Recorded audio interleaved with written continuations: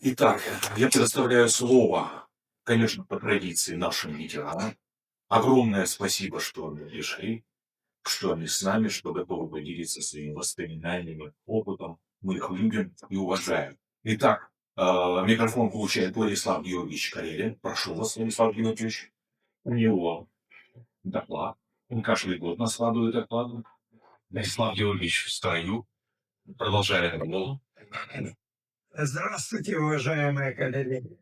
Хочется еще рассказать о походной обуви дятловцев. Это валенки, бахилы, ботинки, обмотки.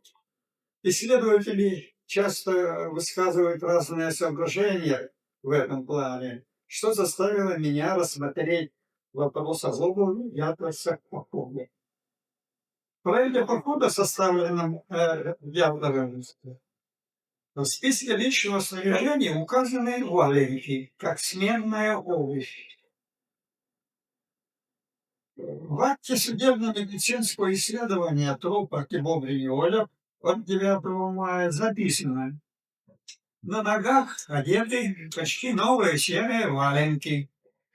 Белясов, который жил в одной комнате в общежитии с Кибо-Бриньолем, при раздаче вещей дятловцев родственникам отметил, что Кибо-Бриньол взял с собой валенки серые, которых здесь нет. Мазафарова, родственница Кибо-Бриньоля, получила его вещи, среди которых валенки не числятся. Таким образом, валенки на трупе Кибо-Бриньоля Вивделе были обнаружены де-факто, но Свердловский при раздаче вещей родственникам валенки Кибо-Бриньоля отсутствовали. В акте судебно-медицинского исследования Слободина от 8 марта 1959 года записано, что на правой ноге трупа имеется черный валенок, а на левой ноге валенок отсутствует. Самсонова, мать Слободина Свердловской, получила один валенок. Мать Дубениной Люды Свердловской получила валенки черные, новые. Багаудинов, студент УПИ, получил валенки, которые он давал Халиватову в поход. Брат Кривонищенко Георгия Свердловский получил черные валенки, старые, подшитые толстым слоем серой кошмы.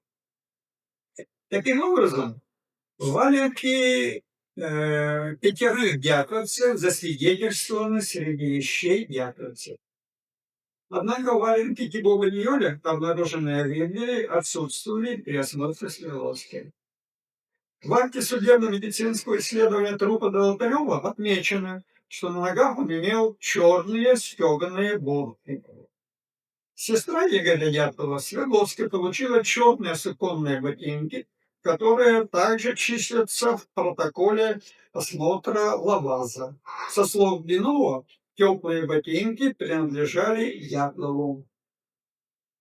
Таким образом, Золотарев и Дятлов также имели сменную обувь.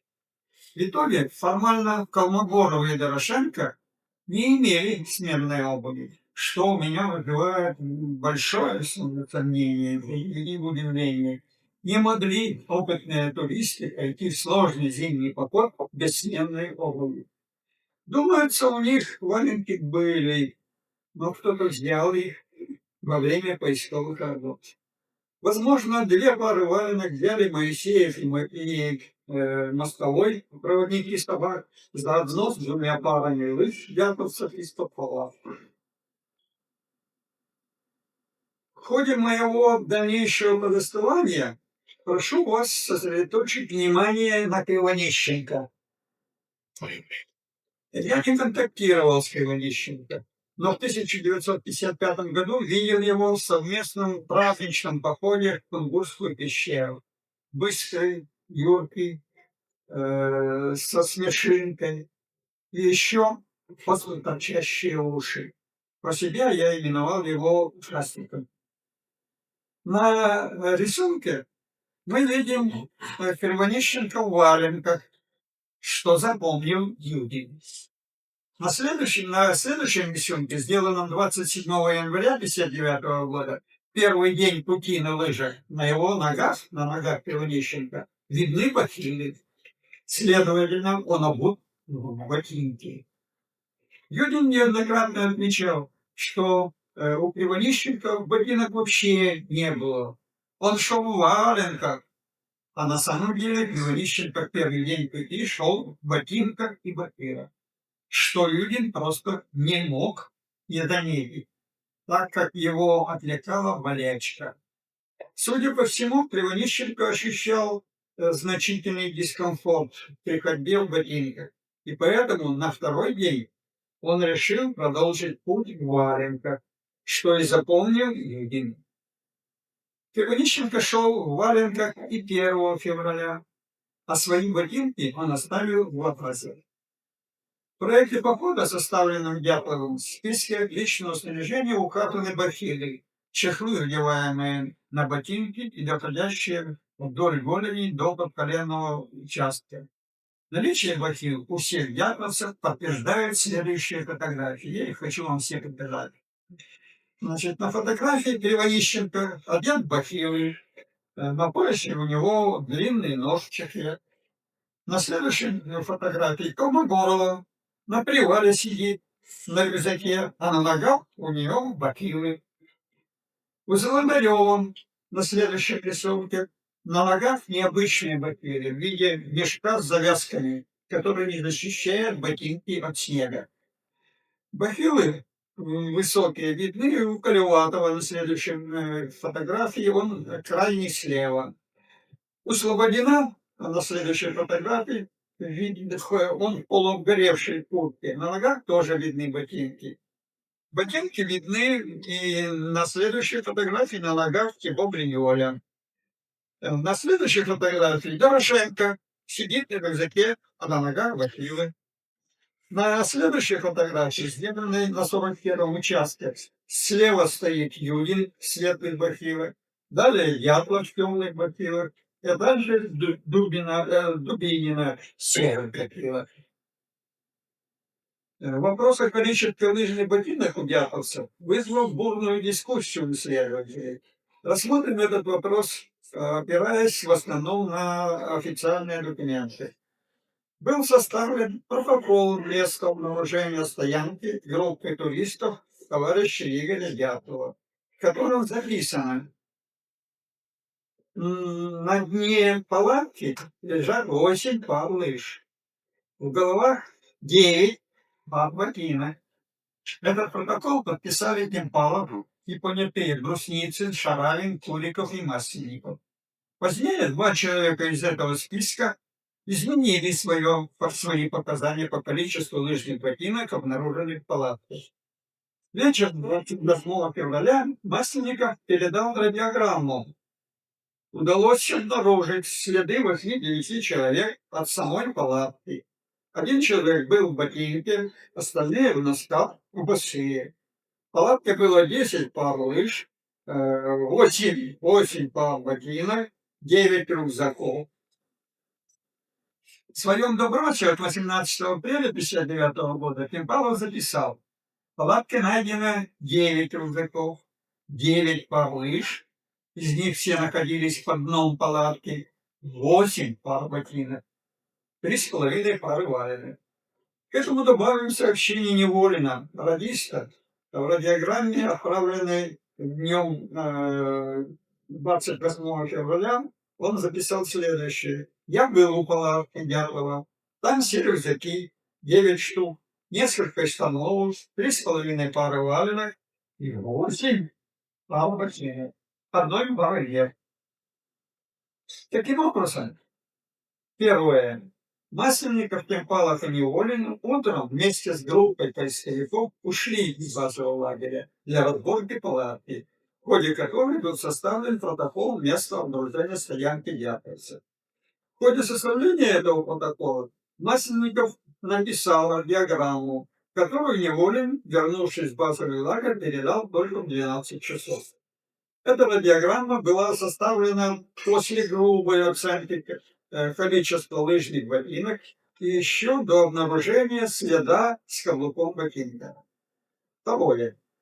В ходе поисков 28 февраля на склоне ниже палатки Дятловцы был обнаружен след с каблуком ботинка. И позднее, вечером, уже в 17 часов, Масленников в радиограмме передает информацию о том, что один человек был в ботинке, а остальные в носках и босые. Третье. Если один человек был в ботинке, а остальные в носках и босые, то логично, что в палатке осталось 8 пар лыжных ботинок. Видимо, еще раз пересчитали ботинки, обнаруженные в палатке. Действительно, их 8 пар, о чем и сообщил Масленников в своей лечебной радиограмме.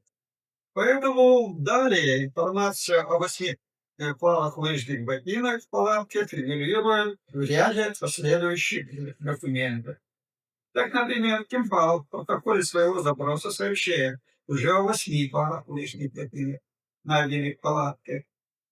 А поправить количество пар ботинок, найденных в палатке, в протоколе обнаружения места стоянки дядовца, просто позабыли. Четвертое. Плетнев, Вишневский и Григорьев 3 марта, находясь в Вильделе, составили опись одежды и обуви группы Дятлова, хранящихся в камере хранения аэропорта Вильделя, в которой отмечены 8 пар лыжных ботинок. Напомню, что в этот список еще не вошли вещи дятловцев, оставленные в ломбарде.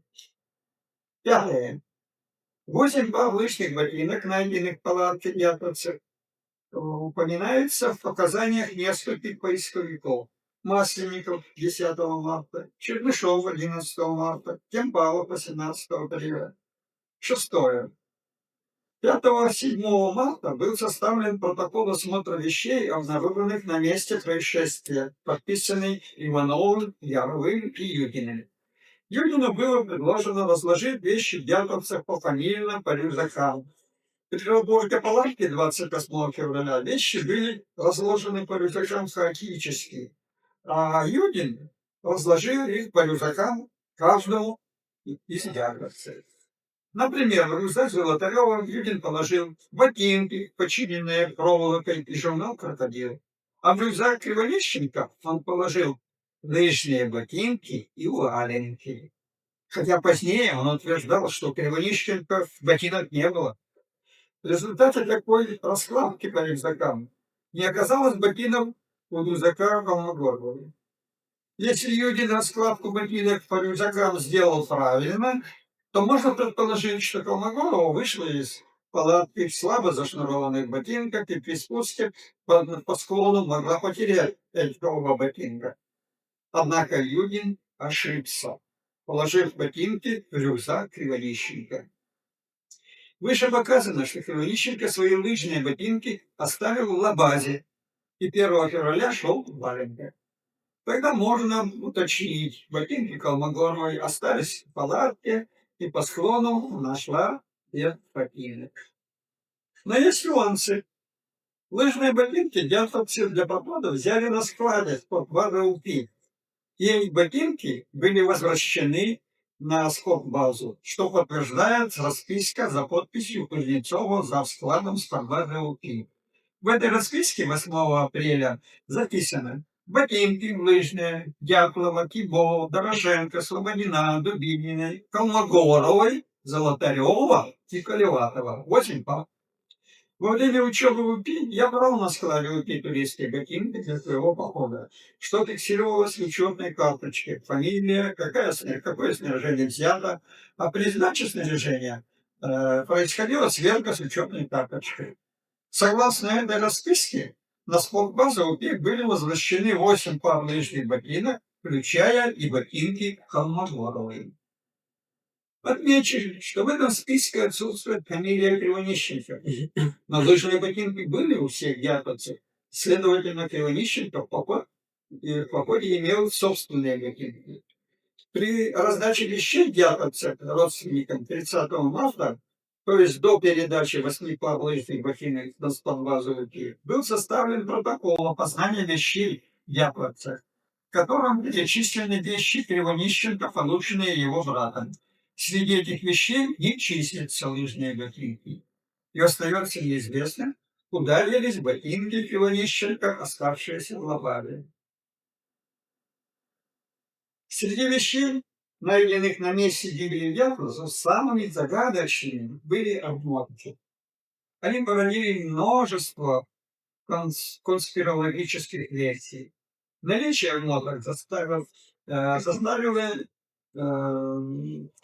засвидетельствовано двумя документами. В протоколе своего допроса 15 апреля Слепцов записал: у Петра, под которым были обнаружены трупы Дорошенко и Кривонищенко, я видел, как Мантий Бахтияров нашел в снегу ковбойку целую, несколько простых плакато-бумажных носков, кусок свитера, носовой платок. Лично я видел, как под этим кедром был обнаружен матерчатый пояс темного цвета с тесемками на концах. Этот предмет кому принадлежал и для чего он предназначен, я не знаю.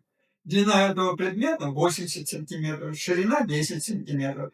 На вид похож на пояс или лямку, в которой Мантий тянет груз, но этот предмет для применения вместо лямки не годен, так как он не прочен. Конец цитаты. Другое свидетельство о нахождении солдатской обмотки находится в радиограмме, посланной Орликову 5 мая. На дне раскопанного участка обнаружен настил, одна обмотка солдатского образца из шинельного сукна рядового состава с пришитой тесемкой коричневого цвета длиной около метра. Появление обмотки мне непонятно, имеет цитаты. Итак, Слепцов видел, как под кедром был обнаружен матерчатый пояс темного цвета с тесемками на концах. А Арфяков подобный предмет назвал обмоткой солдатского образца из шинельного сукна. Без большой погрешности оба эти предмета можно считать однотипными, парой. В дальнейшем я буду оба эти предмета именовать обмотками. Прежде всего необходимо найти ответ на вопрос, находились ли обмотки в составе обмундирования дьяволовцев, или обмотки перенесли на место трагедии какие-то чужие люди. Наибольший акцент на обмотке озвучен Юдин. В протоколе своего допроса он не упоминает об обмотках, но уже в 2000-е годы во многочисленных интервью форсирует мысль об обмотках, которые якобы принесли какие-то чужие люди. Непосредственно место поисковых работ в 1959 году Юдин не посетил, но 5-7 марта он по просьбе Иванова раскладывал вещи дятловцев по фамилии на полю Закан. И в ходе этого осмотра он обнаружил одну обмотку. Однако в протокол этого осмотра вещи дятловцев обмотка не упоминается. Позднее Юдин неоднократно говорил об этой обмотке. Например, в интервью Варсеевой он сказал: там была одна обмотка чужеродная, солдатская обмотка. Я ее развернул и сказал Иванову, что это не ихняя вещь. И он в протокол это не записал. Я делаю вывод, ему это не было нужно записывать. Конец цитаты. Еще раз Юдин подтверждает сказанное в интервью корреспондентам газеты «Комсомольская правда». Но среди всего барахла только одна вещь была чужая — солдатская обмотка. Я это сразу сказал Иванову, но он, я видел, почему-то не записал протокол. И еще раз Юдин в своем интервью Налигу сказал: видели, когда привезли такие мертвые вещи из перевала, я их опознавал. Там все вещи были дятловские, кроме обмотки. Я сказал Иванову следователю, что вот единственная чужая вещь. Он это принял к сведению, но протокол не занес. Это была одна обмотка. На вторую солдатскую обмотку обратил внимание начальник поисков, полковник Арфяков, который был в военном деле знаток высшей степени. Если бы у дятловцев была обмотка, то я бы это всяко запомнил, я бы не удивился этому. Значит, там были посторонние люди. Кто-то из них был в обмотках. По памяти обмотка метров 2 была. С одного бока была привязана тесьма какая-то. Конец цитаты. В своем выступлении 2 февраля 2009 года на конференции памяти группы Дятлова Юдин более жестко акцентировал тему обмоток. Там все вещи были дьявольские, кроме обмотки. Это первое. А вторая, найденная у Колумба, обмотки — это посторонние люди. У дьявола никаких обмоток не было. Значит, там были посторонние люди. А в протокол обмотки не занесли. По памяти обмотка метра 2 была. С одного бока пришита тесемка какая-то. Конец цитаты. Убежденность Юдина в присутствии среди вещей яковлевцев, чужих вещей, чужих людей, заимствовал Кунцевич. Добавил, что чужие люди были военные, которые били яковлевца. С такой набором подачи Юдина появились гипотезы зачистки, преимущества присутствия неизвестных военных и другие. Лично я такие гипотезы с самого начала рассматриваю крайне негативно. Мой главный контраргумент: во время войсковых работ я не видел никаких следов чужих людей. Для меня отсутствие чужих следов — это факт. А довод сторонников версий зачистки и тому подобное о том, что у дятловцев не было обмоток, требует доказательств, которые такие сторонники не приводят. А такая ситуация заставила меня внимательно рассмотреть сферу, касающуюся обмоток. Опытный взгляд полковника Артюкова сразу же определил: найденная обмотка солдатская, у военных низшего состава. Обмотки были заменены на сапоги в 1956 году. Приказ министра обороны СССР номер 120 от 4 августа 1956 года о введении в действие правил ношения военной одежды на мирное время предписал носить стандартную обувь, сапоги. Согласно этого приказа отменялись ботинки с обмотками. Солдатам срочной службы в стандартной обуви и летом, и зимой было предписано ходить в сапогах. Кроме того, в зимних условиях по распоряжению командира части было предусмотрено ношение валенок. Но на вещевых армейских складах осталось большое количество солдатских обмоток. Поэтому приказом по тылу обмотки стали выдавать по норме довольствия как техническую активочную ветошь. Поэтому солдатские обмотки еще долго находились в обращении у солдат. Также неудивительно воспоминания студентов институтов, в составе которых были военные кафедры, о том, что в 1956-1959 годах на военных сборах им выдавали гимнастерки и обмотки. С этой точки зрения можно предполагать, что у дятловцев, уже побывавших на военных сборах, принципиально могли иметь обмотки. Отмечу одну деталь, касающуюся обмотки. Слабцов сообщает, что матерчатый пояс имел длину 80 см и ширину 10 см. Артюков оценил длину солдатской обмотки около метра. Юлит сказал, что по памяти длина обмотки метра 2 была. Здесь я поднимаю сторону Юдина, так как он обмотку развернул. А Слабцов и Артюков, видимо, видели смерзшуюся, скомканную обмотку, и поэтому оценили ее длину 80 и 100 сантиметров. Длина солдатской обмотки была переменной и составляла от 210 до 280 сантиметров. На фотографиях во время поисковых работ в 1959 году видны обмотки на ногах некоторых поисковиков. Так, на рисунной фотографии, например, виден поисковик в ботинках с обмотками. На следующей фотографии у поисковика, крайне слева, на ногах ботинки и обмотки. На следующем рисунке у поисковика, стоящего в ряду четвертом справа, на ногах ботинки и обмотки. На основании таких фотографий можно считать, что обмотки в 1959 году активно использовались гражданскими поисковиками. Но самое интересное, Иванищенко имел обмотки. На следующей фотографии зафиксирован Тавсин и Иванищенко на лыжной прогулке.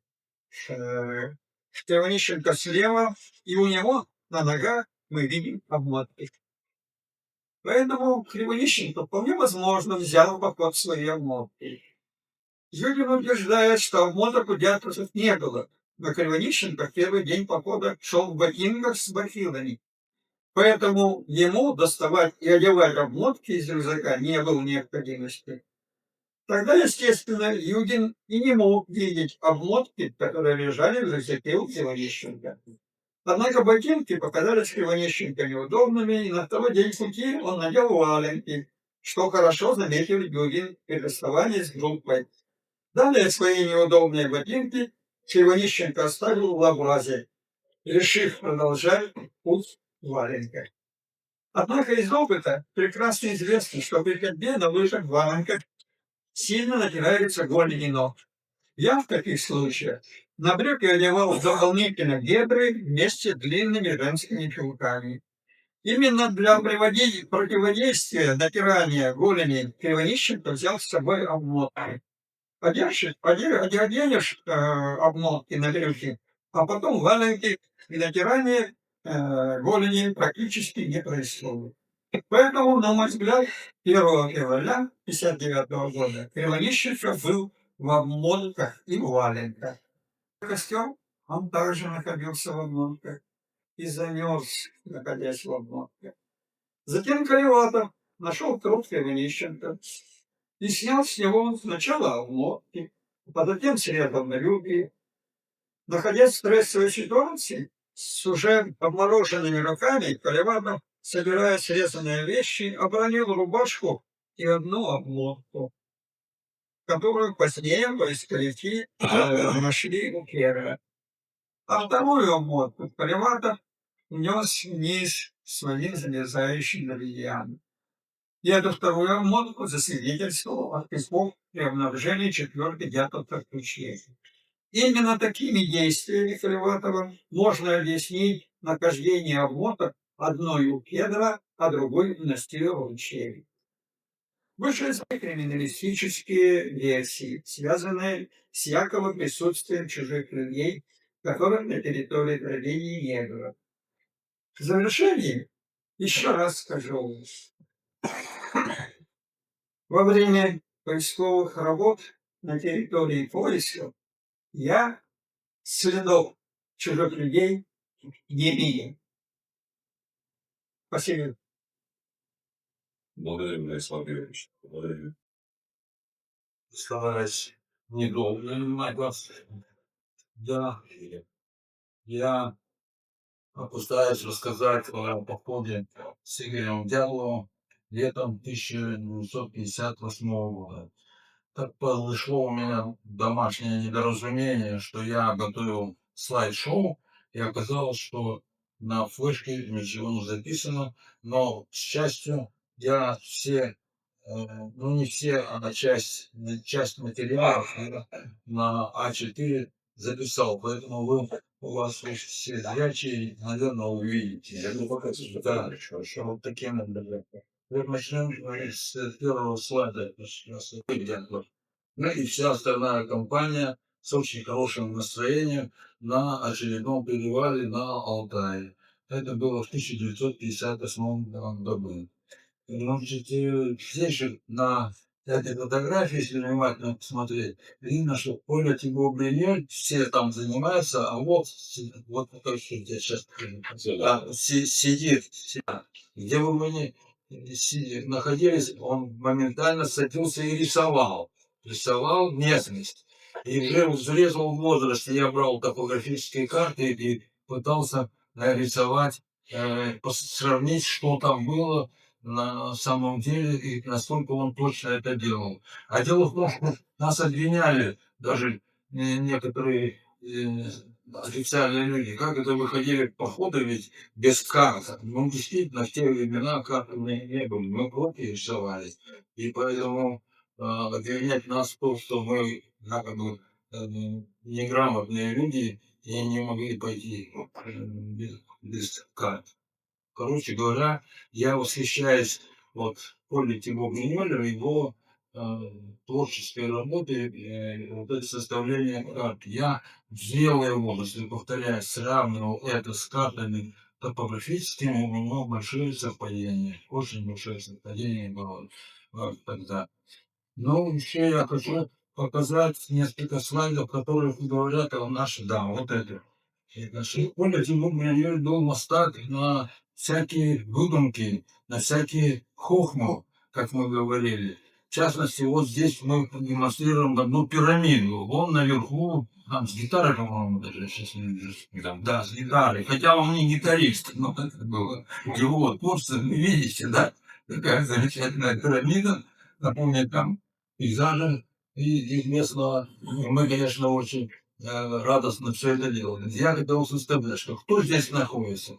Вот, вот эта стойка здесь справа, это Русский Слободин. Подождите, где здесь имя дятел? Это Русский Слободин.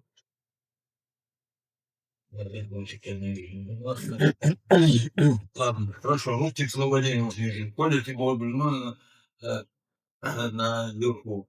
Я хочу показать, что в походах очень много было шуток у нас. Ну, вот просто буквально на каждом привале, на каждом минуте отдыха какие-то хохмы были. Вот знаменитая картина Перова «Охотники на привале». Значит, у нас не было этой фотографии, картины, а по памяти это все было смонтировано. И потом уже, когда дома, я сравнивал с картиной совпадения, оказалось, вы можете потом посмотреть и проверить, что это очень удачное совпадение. Охотники на привале. Картина Перова. Здесь мы сделали. Кого мы тут видели, мы знакомы пошли. Это Шунин в середине поля Тибо-Блинель, а это Бартоломей. Значит, и такие шутки были там у нас непрерывные. Теперь я хочу еще продемонстрировать несколько слов. К счастью, я подготовил, вот что обидно сегодня, что я подготовил слайд-шоу, а на флешке его не оказалось. На компьютере это было, а на флешку не попало только такие шашки.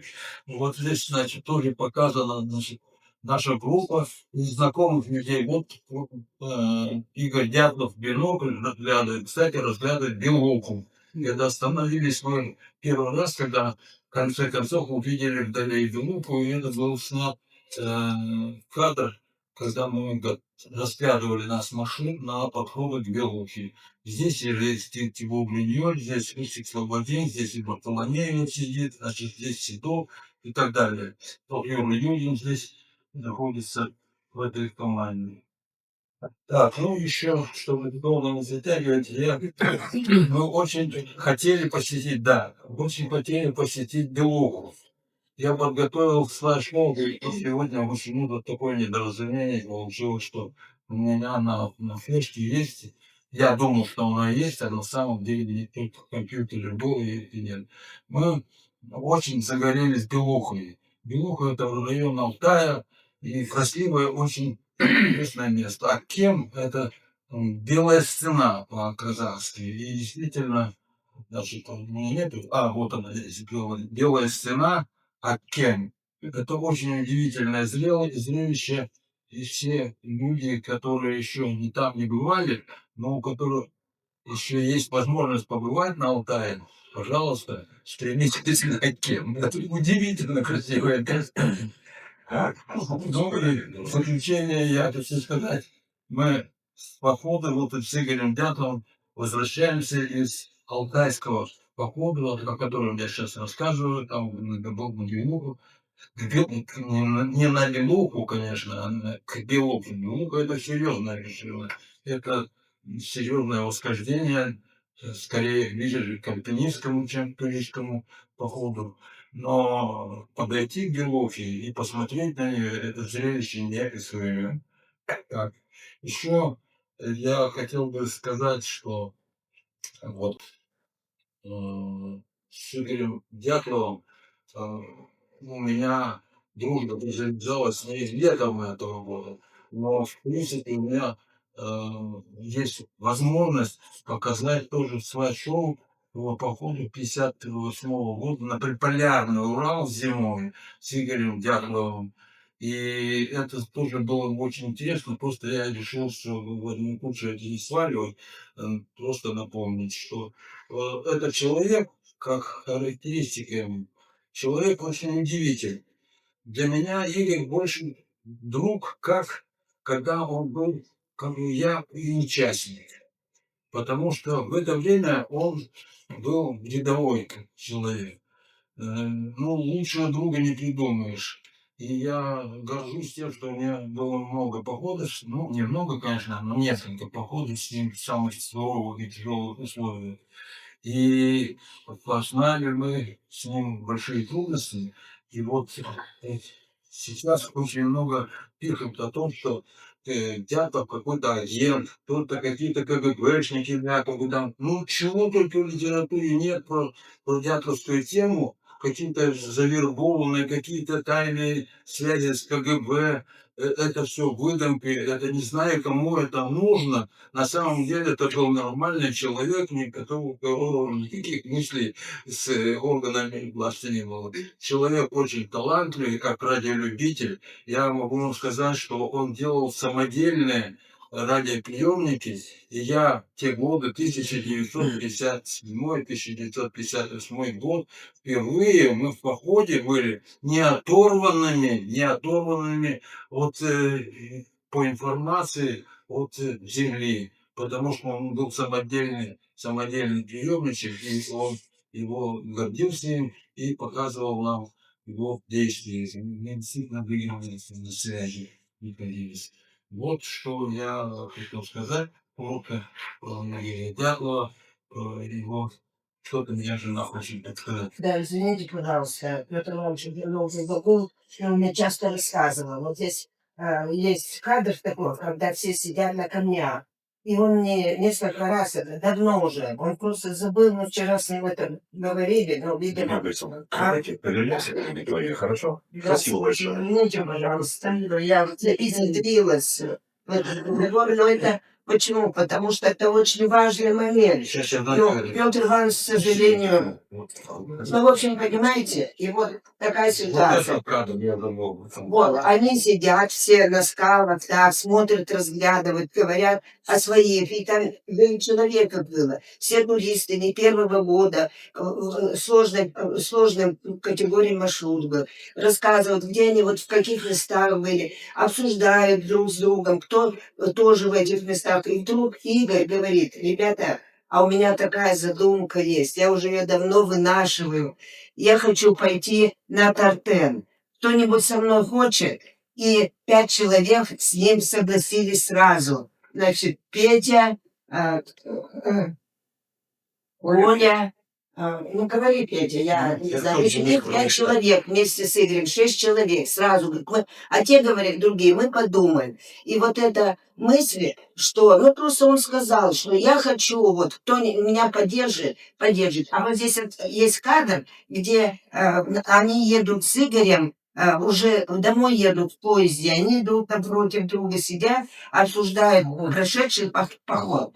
И Игорь Петя говорит, и он мне рассказывал, это очень давно рассказывал, ты представляешь, он так был заворожен вот этим вот Артеном, он подбирал материал, это был сложный очень, ну, район, никто туда не ходил, тяжелый, и вот он рассказывал, Петя говорит, у него прямо глаза горели, как представлял, как они зайдут на эту вершину, какой замечательный это будет поход. Вот, понимаете, Петр Иванович выпустил, извините, что я как бы за него говорю, но это важные мысли, потому что поход этот созрел не где-то, не кто-то их туда толкнул. Это созрело еще летом 58-го года. Он объявил всем, я хочу пойти в зимние каникулы в январе месяце на Тартен. Ну вот все, что я хотела сказать. Спасибо, Людмила Борисовна, спасибо, Петр. Ваня, сейчас секундочку, будьте, пожалуйста, еще немножечко. Я бы хотел подчеркнуть следующее, коллеги, что Игорю в начале января, марсике же был, 90 лет бы исполнилось сейчас, то есть, в принципе, это такая круглая дата. Мы об этом помним. Я постоянно на связи с его семьей. Могу сказать, что Татьяна Алексеевна традиционно 19 января они отмечают День памяти Сергея. Так получилось, что именно в зимний период ушли очень многие бабки сна и так далее. То есть у меня есть тоже Игорь Дятлов, глазами современников, вот в книге «Письменный язык» 21 года. Я старался собрать вообще что называется, характеристику этого человека, не только туристского плана, но и политического, гражданского человека и человеческого. Поэтому 90 лет мы сегодня это прекрасно помним. Спасибо большое Петру Ивановичу. Огромное спасибо, Людмила Борисовна, за ваш комментарий. И хотелось бы сказать, Петр Иванович, не переживайте, если что-то у нас технически получается не так. Мы вас уважаем, мы вас знаем, ценим и любим. Я попросил бы поддержать аудиторию аплодисментами. Да, ну вы сейчас поймете. Дело в том, что я даже сейчас, у меня презентация называется «Старые пленки в новом прочтении». А то, что мне до последнего, прям до последних дней казалось, что это эксклюзив, выяснилось, что это не совсем эксклюзив, как это все всегда бывает. Поэтому вот сейчас я постараюсь в презентации объяснить. Объясню, почему вообще родилась вот эта презентация и публикация на сайте «Комсомольской правды», которую мы назвали «Неизвестные снимки».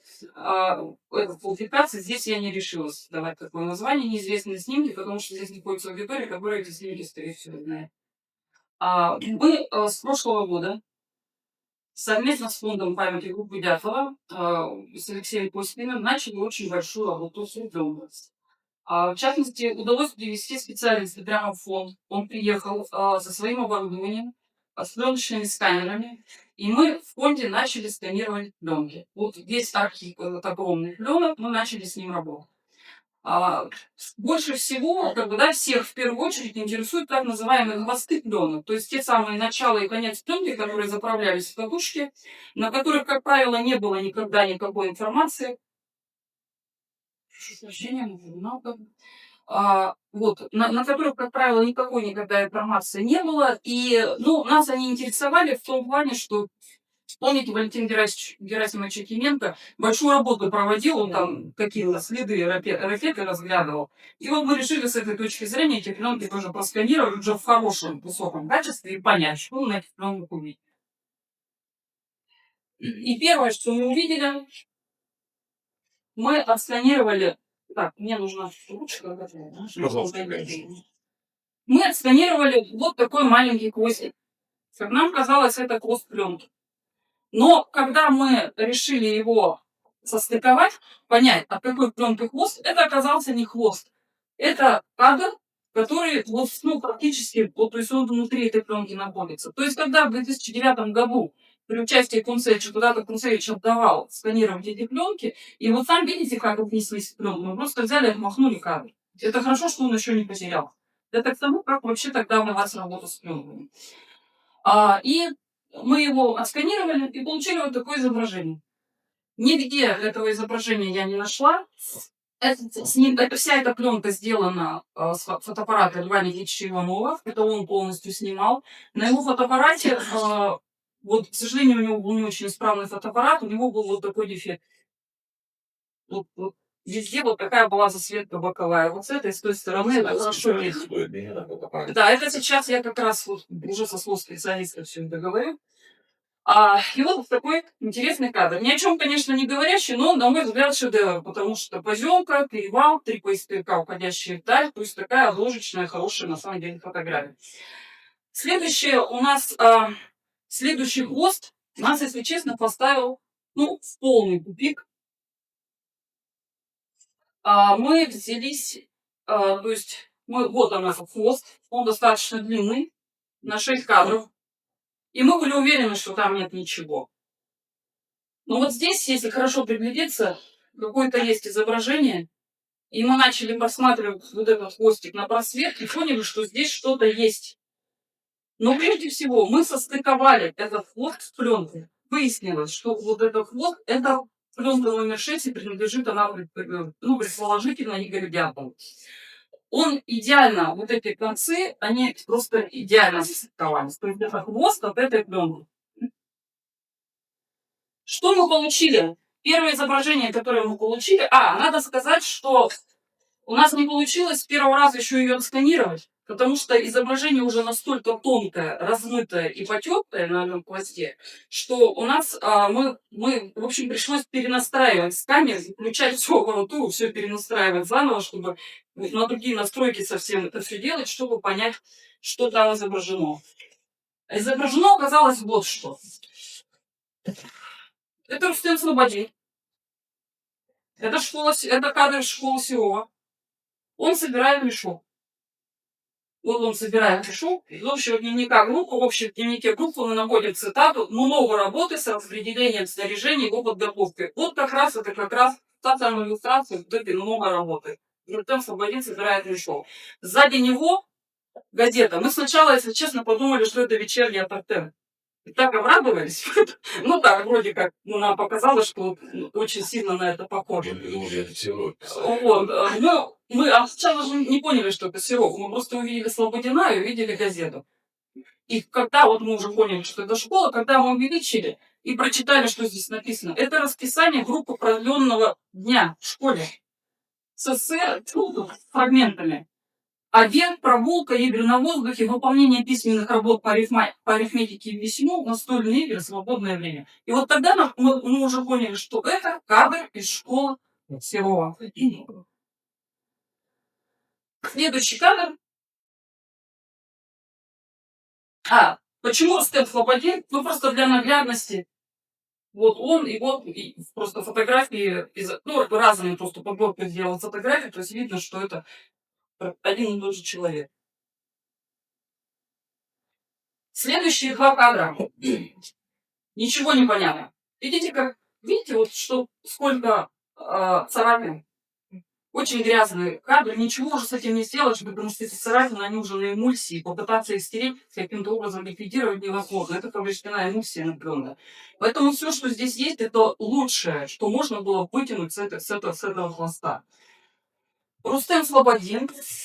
Здесь мы как-то, понимаете, даже сомнений не возникло, что вот это, что нечто клетчатое, это типа Бриньоль.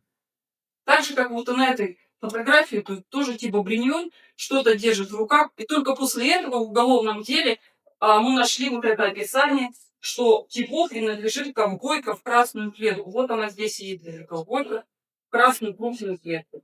На столе стоит баночка железная. Судя по всему, это та самая баночка, в которой потом поисковики найдут катушки фотопленки, кинопленку. То есть, видимо, это вот та самая баночка и есть. Еще есть такой характерный момент здесь. Это, вот видите, то есть вот эта стена, школьная стена. То есть вот тут внизу покраска, как правило, да, а сверху идет побелка. Это мы просканировали дальше на этой пленке. Ну, тут уже видно, что вот это точно хвост, потому что на нем уже ничего нет. Просто темный кадр, поцарапанный. Ну, я думаю, конспирологи, наверное, что-то здесь увидят. Пожелаем им удачи. И все было бы хорошо, если бы не девиз нашего дипловедения «Все новое, хорошо забытое старое». На днях буквально я захожу на сайт Дятлов Фаст, который сделала Теби Хаджиска, и вижу здесь у нее наши 3 эксклюзивных, как нам казалось, фотографии. Ну, первый вопрос, который у меня возник вообще, откуда у нее эти дамы? Но потом я прочитала, и даже не буду вдаваться откуда, потом я прочитала подписи. И вот здесь она пишет, что это Брусницын, проверяет оборудование выдали. Здесь Неволин каким-то образом вдруг определили Неволина с радиоприемником. И здесь то же самое, Егор Неволин с радиоприемником. И прочитав эти подписи, я на самом деле успокоилась. Потому что наш эксклюзив, он так и остался эксклюзивом. Во-первых, мы на 100% нашли этой фотографии. Это фотографии конкретно сделанные из школы Серова. Та серия фотографий, которую он показывал, Рустем Слободин и потом Тибо Бриньоль, 2 снимка, они идут строго, четко вот за этой фотографией. То есть вот она, Зина, шьет бахилы в школе города Серова. И вот четко за ней идут вот эти наши снимки. И когда мы говорим, и когда, то есть, ну, как бы часто говорили, что вот, почему так произошло, что яблоки не фотографировались в школе Серова? Нет, вот вполне, пожалуйста, фотографировались. Фотографии есть. Так, что-то у нас. И вот мы получаем целую серию. Дятловцы в школе Серова. Вот эти снимки все из одной пленки. Вот эта фотография с утерянной пленки Кривонищенко. Пленка была, судя по всему, утеряна в 2009 году, когда опять же отдавали на сканирование. Ну, Женя лучше знает, может быть, да. Но суть в том, что вот это тоже, видите, здесь тоже вот эта характерная стена. Покраска и сверху побелка. Вот он, Рустем Слободин, выглядывает из-за стола. Вот он у нас здесь на снимке. То есть это все снимки одной серии. Дятлов 4 Серова. Ну и так наш обработчик «Комсомольской правды» решил попросить нейросеть все-таки дорисовать эти снимки, именно дорисовать, не улучшить изображение, а дорисовать. То есть реалистичность этих фотографий, которые вы видите крупным планом, она утрачена.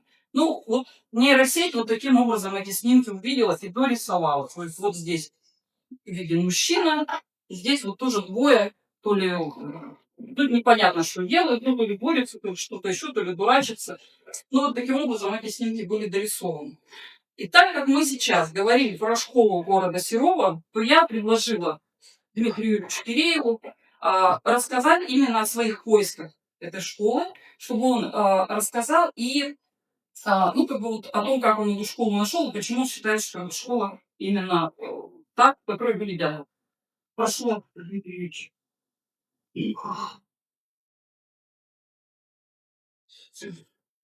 Всем еще раз добрый день. Значит, я хочу рассказать, как я искал эту школу. По ней много сомнений было. Какая именно школа? Ну, архивное дело, краеведение все довольно-таки хорошо поставлено. И началось с того, что начал искать по описаниям все двухэтажные школы города Серова. Это был первый этап. А так как у нас есть сохранившийся снимок, хороший, все вы его знаете, где Зинаида Колмогорова выкраивает, шьет нахилы, там очень характерное окно. И уже дальше по фотографиям я стал отсеивать те школы, на которых нет подобных окон, подобных рамок. Осталось две школы. Одна художественная, но она, к сожалению, одноэтажная и немножко там профиль бревна другой. А вот четвертая начальная школа находится примерно на расстоянии 1200 километров. И дороги в 59 году немножко имели другую направленность, другой рисунок, характер. Сейчас это изменилась конфигурация, сейчас возникла немножко зигзагами. Но тогда это была прямая дорога, ведущая прямо к железнодорожному вокзалу.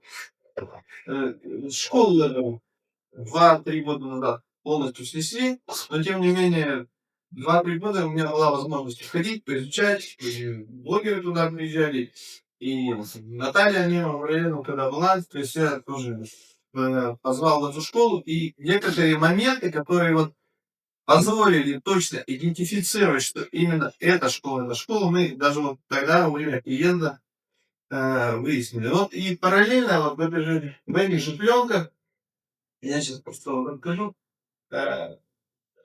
были другие снимки. Вот это та самая женщина в соцсети города Серова. Мы сделали довольно-таки большой запрос. И нашлись люди, которые ее вспомнили. Звали ее тетя Шура. Описали там немножко ее жизнь, что она девочку эту воспитывала без мужа. Она была же и завхозом, и уборщицей, подавала звонки. Девочка вот это подросла, уехала учиться потом в Ленинград, сейчас Санкт-Петербург. Но, к сожалению, заболела и даже была трагична, она умерла. Ну, такое немножко отклонение в сторону, но тем не менее, это вот такой вот штрих вот этих фотографий. Основное. А мы вот сейчас вернемся. Вот мы видим вот здесь вот конкретно вот такая же рама. Точно место, кабинет, где сидела Нина, тогда найти было невозможно, потому что вот подобный подобных помещений там было около десятка.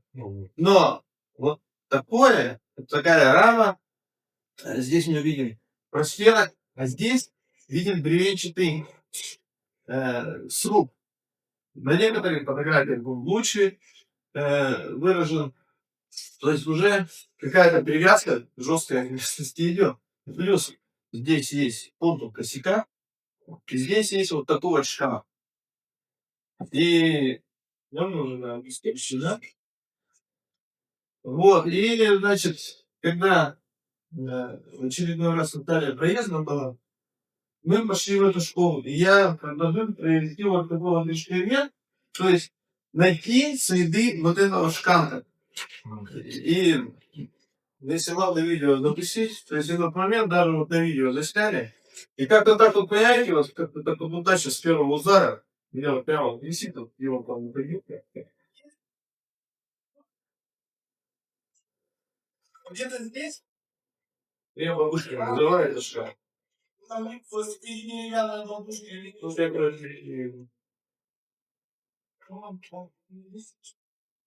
Ну вот прям вот видишь, место осталось. Тут был тут вот именно вот это что-то здесь. То есть вот тут она что-то этот.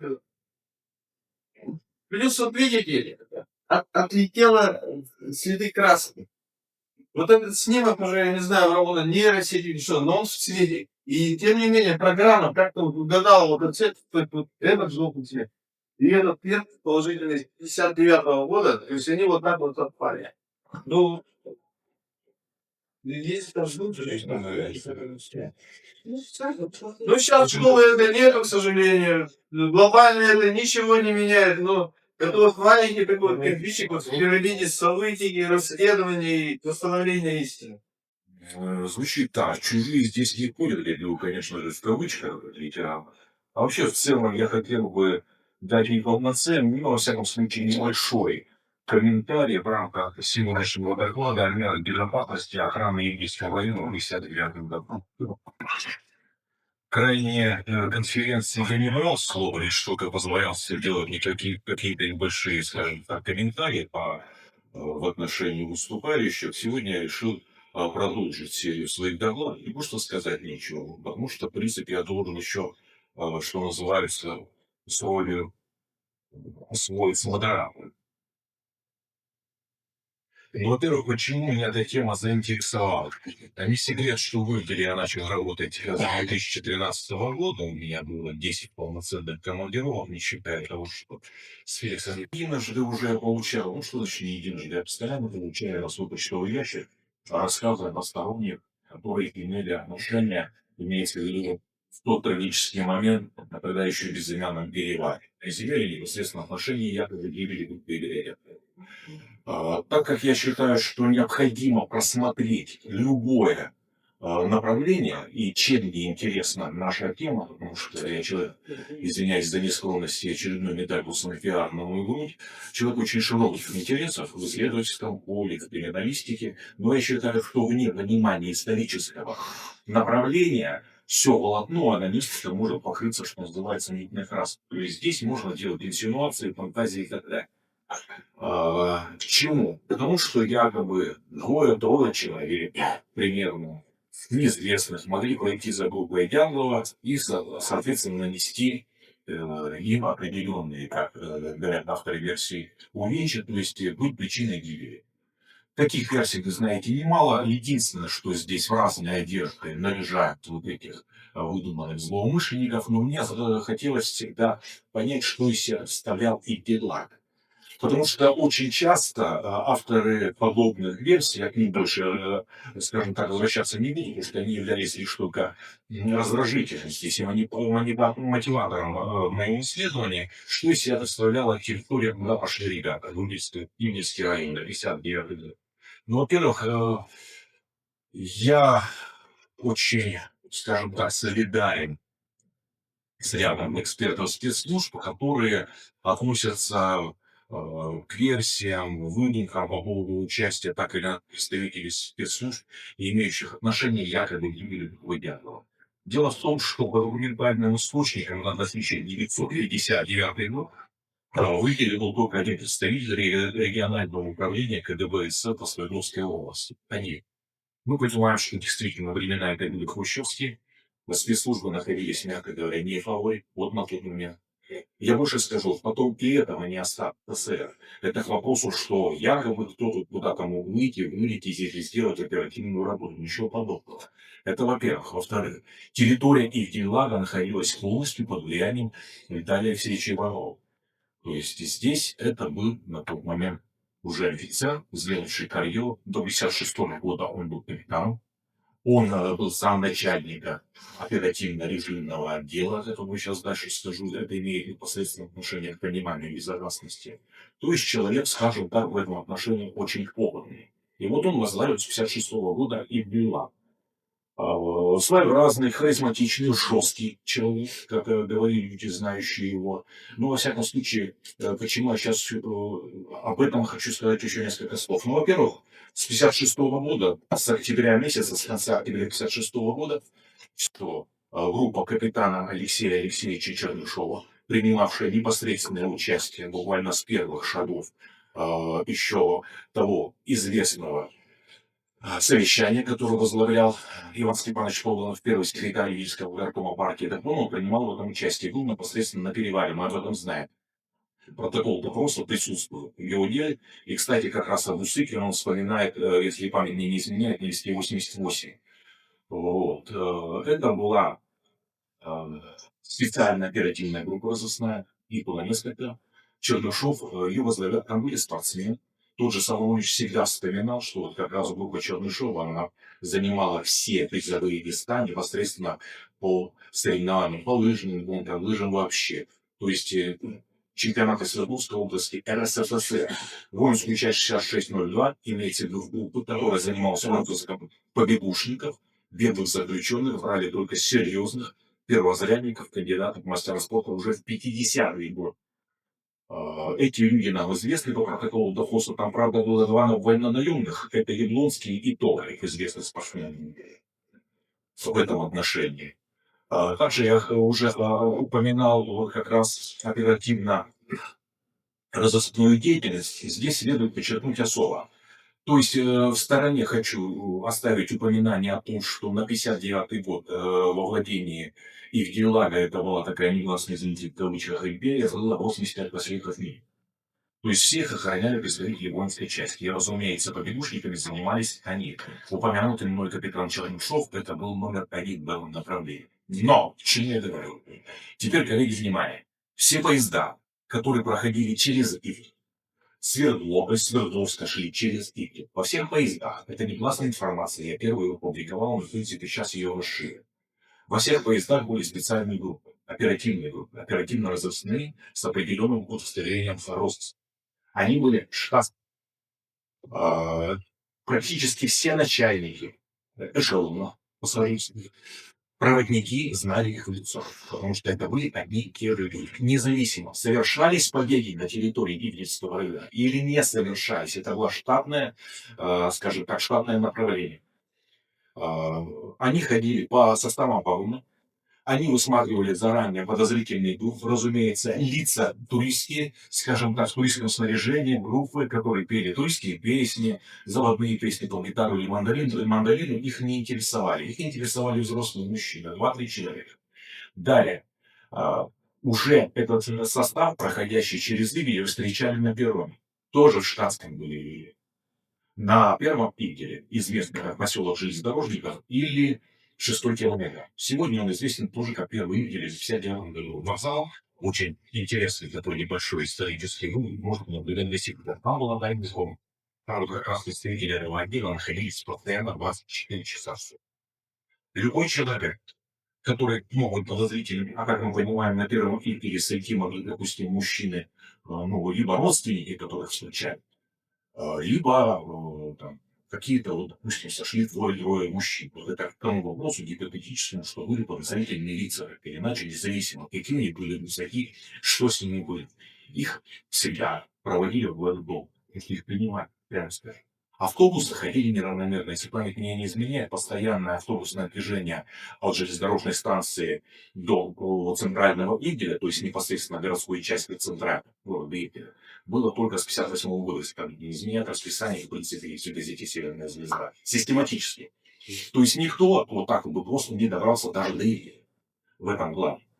Все было крайне серьезно настроено, потому что чужие там действительно не ходили. Это была территория, начиная с Сибири, с городской, скажем так, отсюда. Это была уже особо охраняемая территория. Колоний было множество. Многие думают, что исходя из удаленности горно-таежного района, где произошла трагедия, можно допустить нарисовать там определенный ряд лиц, которые могли бы, скажем, ну просто подозрительные. Но чужие. На самом деле, как раз в Свердловске, мегаполисе советской твари, было затеряться какому-либо злоумышленнику гораздо проще. Гораздо проще.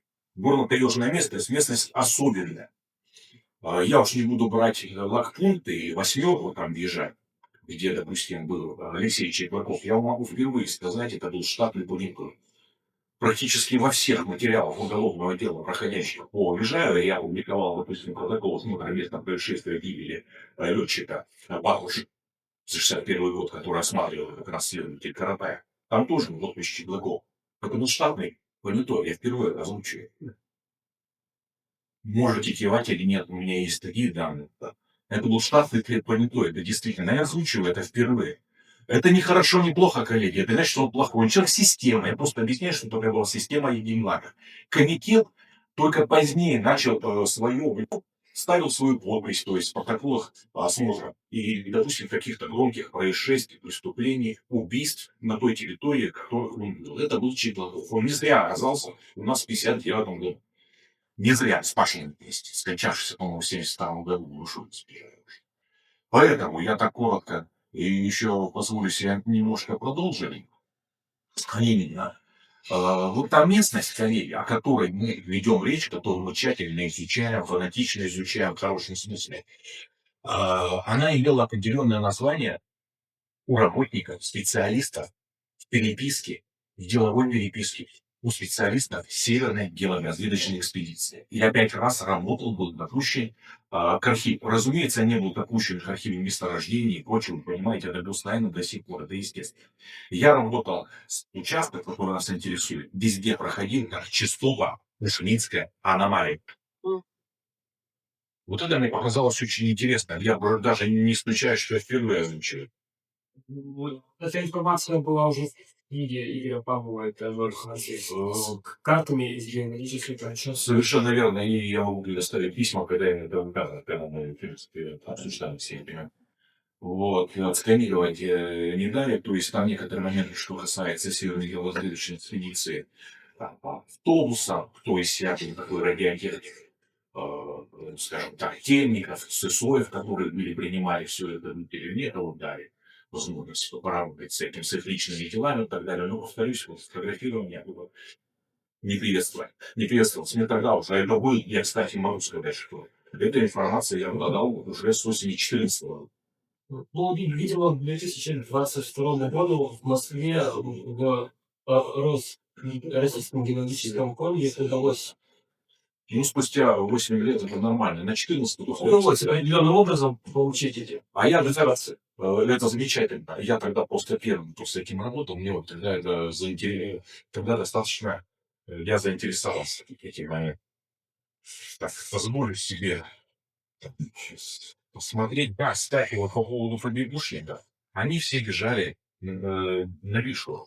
Они бежали все через Тахту, через Душму, как видно от представителей, работающей в воинской части 6602 на 40-е и 50-е годы. Та ситуация, что весь железнодорожный узел контролировался как стратегический и тем более узел объекта, ну, скажем так, специальной охраны, которого очень серьезного объекта. И, кстати, по побегушникам очень тоже любопытный момент.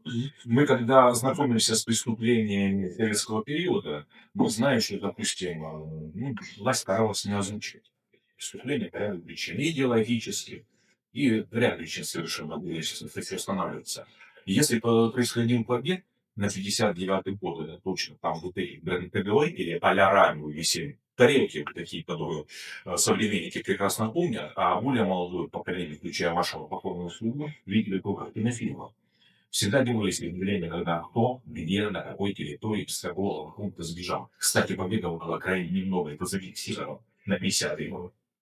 Я разговариваю с людьми, которые в более позднем периоде занимались поиском. Там были трагические истории, что представители воинской части 6602, ни один человек погиб на тот период. Это были герои, а там были ребята со всего Советского Союза, представители всех национальностей, был очень спальный коллектив. И в завершение хотел я сказать следующую вещь. Осенью 2016 года я был приглашен на презентацию книги двух авторов. Один из которых это Феликс Соломонович, другой автор это генерал Волк. Это последний командир воинской части 6602, которая была расформирована, если память не изменяет, в 1996 году. Меня они представили, мне так нас все знали уже, не то слово. Но, во всяком случае, было интересно услышать выступления, поговорить, а там были легендарные люди, которые воспитывали собак, действия, легендарные. И генерал Болтас, прекрасно зная мой конек, мое увлечение, он озвучил следующий момент, что когда он был командиром, он, безусловно, знал о трагедии 59-го года. Он поднял весь архив вообще воинской части, очень большой. Я его упоминаю. Он прямо заявил для своих коллег, что после каждого побега та группа, которую а-ля возглавлял Алексей Алексеевич Чернышов в 50-е годы, в 59-м, еще позднее, она делала после, скажем так, завершения своей поисковой операции большой отчет, он назвал это госдух. То есть всегда формализм, во всяком случае, среди руководства этой воинской части, повторюсь, среди руководства, а не рядового состава или сержанта, был очень высокий. Здесь ни одной почеркушки не было. Вот его это тоже всегда интересовало, он неравнодушный был человек, во всяком случае, раньше в нашей теме, по поводу того, что не было ни одного упоминания. Ну и вот, завершая исторический экскурс, прошу прощения, если затянул, могу сказать, что штаб воинской части находился в Лубудицком районе городов, так называемый. Вот. И, соответственно, вот такие моменты, штрихи, о которых я сейчас говорил, они достаточно любопытны. Ну и про мансийский орнамент, то есть про Чеглахова я сказал, про мантии не сказал. Все мантии практически, их было много, и доступ еще. Цифра мантии, которая пожелала, Ивлевской, Лозинской мантии, она известна. То есть перепись была и на 59-й год, в принципе, даже печать Ивлевской. Их достаточно много. Так вот, они все сотрудничали с властью, потому что только от власти они могут получить потом. Любой посторонний, подозритель, не подозритель, в горно-таежной местности, хотя город мы можем убрать, там не слишком было много интересов в таежных, они докладывали сразу. У каждого из них свой курат. То есть здесь, в принципе, все это было прозрачно в этом отношении. И поэтому я все-таки, положа голову сейчас на этот стол, хочу завершить свое краткое выступление тем, с чего начал. Чужие там не хотели. Чужие там не хотели. То есть это был очень серьезный охраняемый с внутренней системой безопасности район. Чтобы добраться до первого июля, там, скажем, 3 супостатов, в кавычках, с рюкзаками, я очень говорю про оружие, было крайне сложно. Потому что все, о чем я говорю, было с 30-х годов и позднее, в 70-х, 80-х, вплоть до того момента, о котором мы говорили, в связи с крушением Советского Союза, вспомним 91 год. Но, во всяком случае, на 50-й год, то есть охранный режим был очень жесткий, все контролировалось, отписывалось и так далее. Я прошу прощения за свое многословие. Вот. Я завершу и сейчас свое выступление, сейчас должен объявить то, что у нас впервые сегодня пройдет видеоматериал, правильно я говорю? Да. Виктория Лоухи, читаю это словно, лавинная гипотеза интерпретации трагедии на перевале Дятлова. Уважаемые участники и гости конференции, Я Виктория Лоухи, известная вот именно этим псевдонимом в среде исследователей трагедии на перевале Дятлова. Сегодня вместе со своими соавторами Леной Дмитриевской, Ольгой Литвиновой и Владимиром Анкудиновым хочу вам предложить доклад «Лавинная гипотеза в интерпретации трагедии на перевале Дятлова. Документы, источники, исследовательские модели и их медиальная репрезентация». Этот доклад посвящен как раз лавинной гипотезе, и здесь мы предлагаем документальный анализ, источниковедение, методологии исследовательских моделей и особенности медиальной репрезентации как вот главный пункт. Значит, главное будет уделяться внимание различию между теоретической допустимостью таких сценариев и их доказанностью, а также каким образом в общественном пространстве формируется представление о доказанности такой версии. Доклад сам подготовлен на основе публикации «Перевал Дятлова. Была ли лавина», которую вы можете прочитать на журнал Lib.ru, сам Lib, или Дятлов.com. Знаем, что в последние годы лавинная версия трагедии на перевале Дятлова стала доминирующей в публичном пространстве, в средствах массовой информации, в документальных фильмах, популярных каких-то публикациях. И постоянно используются одни и те же формулы. Ученые доказали лавину. Прокуратура установила причину. Тайна перевала Дятлова раскрыта. Тайна перевала Дятлова раскрыта благодаря мультфильму и так далее. Все эти названия статей или каких-то публикаций нам известны. Но если мы обращаемся к самим источникам, например, к научным статьям, к официальным документам, к свидетельствам поисковиков, к экспертным материалам, то реальная картина оказывается куда сложнее. Лавинная гипотеза существует не как единая теория, а как совокупность различных исследовательских моделей, и каждая из которых решает какую-то ограниченную задачу. В связи с этим объектом анализа становится не только сама гипотеза, но и каким образом она интерпретируется, транслируется и закрепляется в медиальном пространстве, формируя аудиторию некое представление, что якобы это установленная достоверность. Но здесь большую роль, конечно, играют статус заявления 2020 года о том, что эта версия официальная. В том числе важные вот эти вот, скажем так, названия «установлено официально», да, это вот в этом большую роль сыграли публичные заявления 2020 года, приписываемые, значит, представителю Генеральной прокуратуры Российской Федерации Андрею Курьякову. Значит, что здесь важно? Важно понять, что в приказе Генеральной прокуратуры Российской Федерации от 10 августа 2020 года, опубликованном в открытых источниках, содержится следующая формулировка. Публичные высказывания, суждения и оценки Курьякова А.В., сделанные им в личных целях, в том числе в рамках подготовки диссертационного исследования. Далее мы читаем: выступление Курьякова А.В. не было согласовано с руководством Генеральной прокуратуры Российской Федерации. И эти формулировки принадлежат официальному документу. Какую роль они играют? Допустим, если мы возьмем, так скажем, вот это вот названия статей или какие-то вот, да, летающие по форумам высказывания, что есть научные доказательства лавины.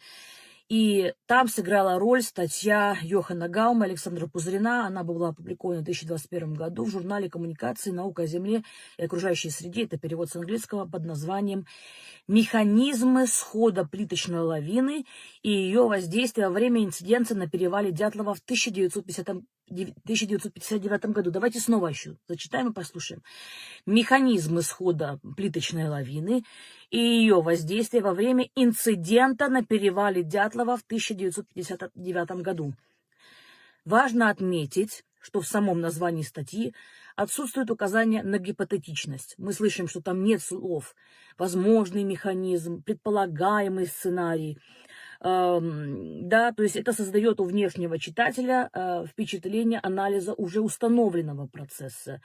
И вот как же они на что же они опираются на этот установленный процесс? А это все есть в их статье. Во вводной части статьи авторы апеллируют к прокурорской проверке 2020 года, представляя ее как официальный вывод. В тексте содержится следующая формулировка. Опять же, перевод с английского. В 2020 году официальная проверка, проведенная Генеральной прокуратурой Российской Федерации, пришла к выводу, что наиболее вероятной причиной трагедии стала лавина. Вот эта цитата, она важна тем, что показывает, в статье используется контекст официального подтверждения лавинной версии. При этом правовой статус этой проверки, а также последующие документы самой Генеральной прокуратуры, указывающие на характер заявления 2020 года, в статье Гауми-Пузырина не анализируются. Тем самым формируется ситуация, при которой научная публикация опирается на медиальный нарратив работы Курикова, а медиальный нарратив уже в свою очередь ссылается на научную публикацию Гауми-Пузырина. Далее. Значит, есть у этих авторов свои, значит, формулировки и границы их утверждений. Значит, в основном тексте статьи Гауми-Пузырина используются значительно более осторожные формулировки, чем в самом названии. Они указывают на модельный характер работы. В частности, авторы пишут, опять перевод с английского, «Мы показываем, каким образом сочетание неровной топографии, подрезки склона при установке палатки и последующее накопление снега под воздействием сильного ветра могло привести к сходу снежной плиты». А вот в аннотации статьи содержится прямое признание проблемности лавинной гипотезы. Лавинная гипотеза ранее считалась несогласующейся с рядом фактов, меньшим углом наклона склона, отсутствием характерных признаков лавины, неопределенностью механизма и атипичным характером травм погибших. То есть таким образом уже на уровне самой статьи фиксируется, что речь идет не о реконструкции установленного события, а о попытке построить модель, которая теоретически бы могла объяснить ряд ранее выявленных противоречий. И эта статья, эта их работа, она тоже вызывала, значит, профессиональную критику, да, по вот институциональным материалам мы можем это зафиксировать. Сомнения в корректировке лавинной интерпретации были зафиксированы не только в публицистике, но и вот в официальных материалах научных учреждений, которые сопровождали эту публикацию. В пресс-релизе Федеральной политехнической школы Лозанны, где работает Йохан Гауми, прямо говорится: критики сосредоточили внимание на двух ключевых аспектах наших теорий, утверждая, что склон был недостаточно крутым и что условия не были подходящими для срабатывания лавины. А в материалах швейцарской высшей школы, технической школы Цюриха, где работает Александр Пузырин, отмечается, люди, проживающие в этом районе, утверждали, что никогда не наблюдали лавин на перевале Дятлова. То есть уже вот в этих формулировках, не в блогах и не в каких-то полемических публикациях, а в институциональных материалах самих вот этих научных организаций содержится некая критика, которая тоже придает ей значимость.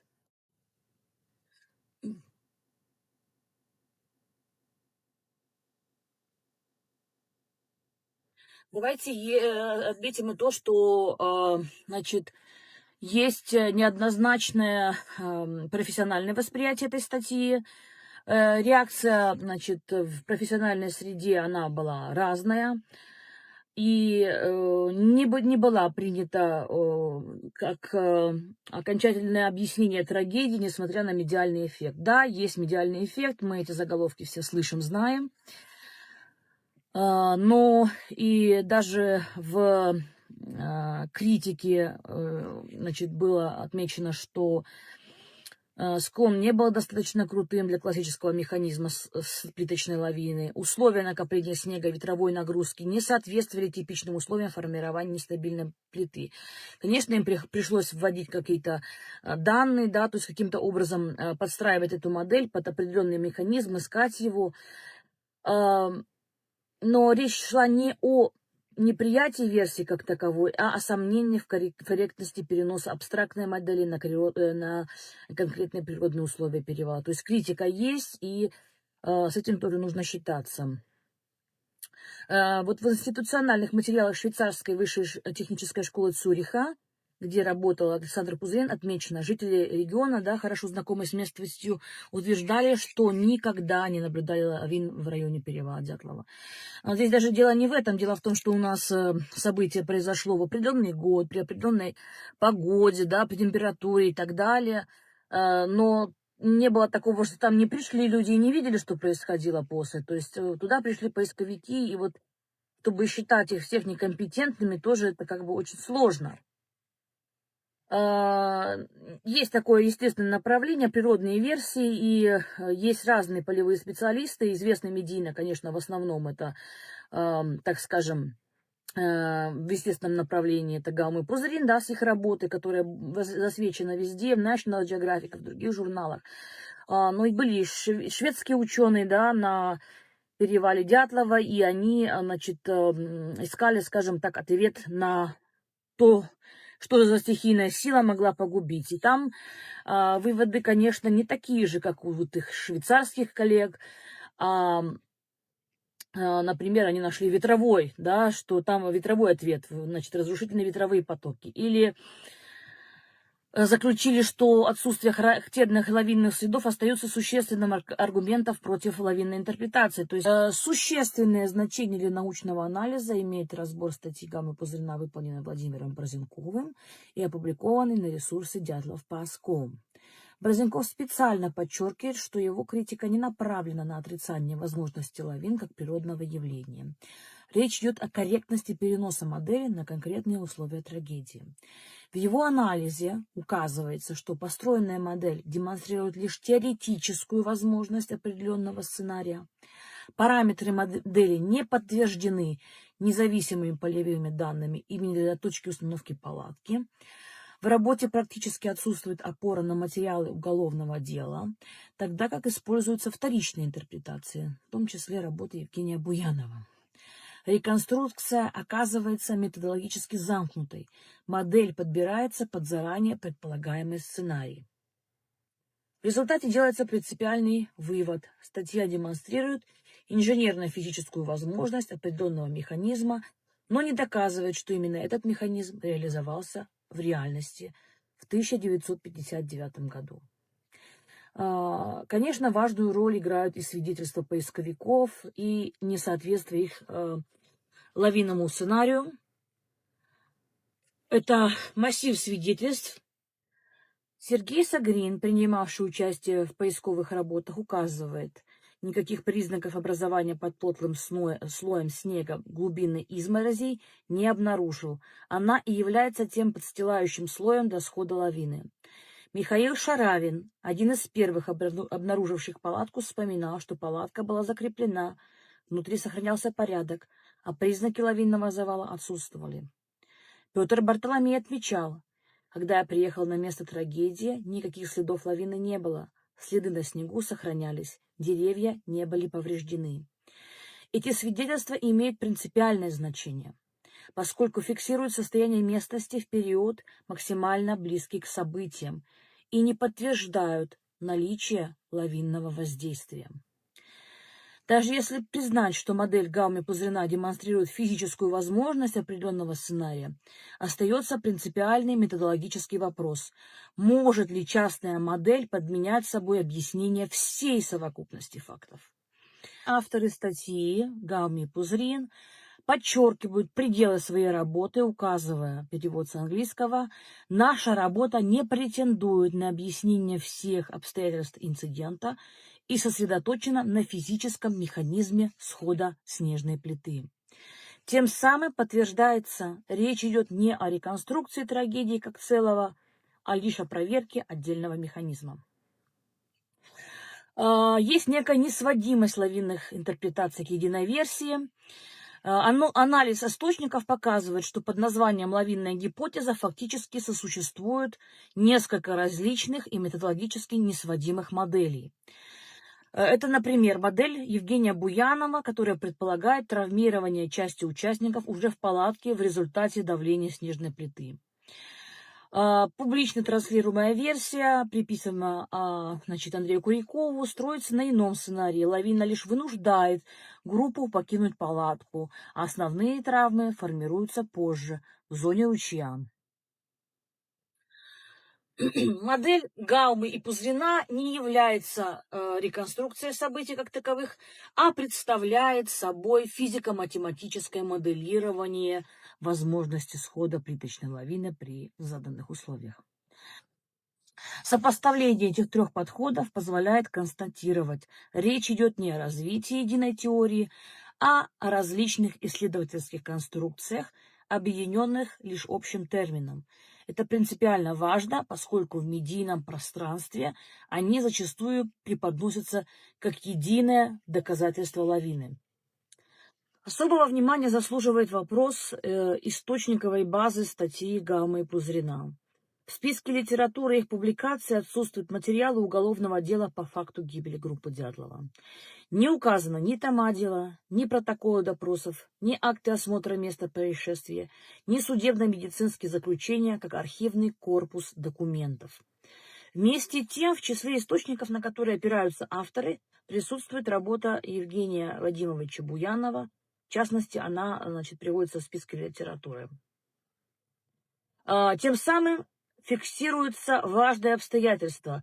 Модель Гаумы и Пузырина строится не на анализе первичных архивных документов, а на основе вторичной интерпретации событий, в том числе на интерпретации, предложенной одним из авторов лавинной версии.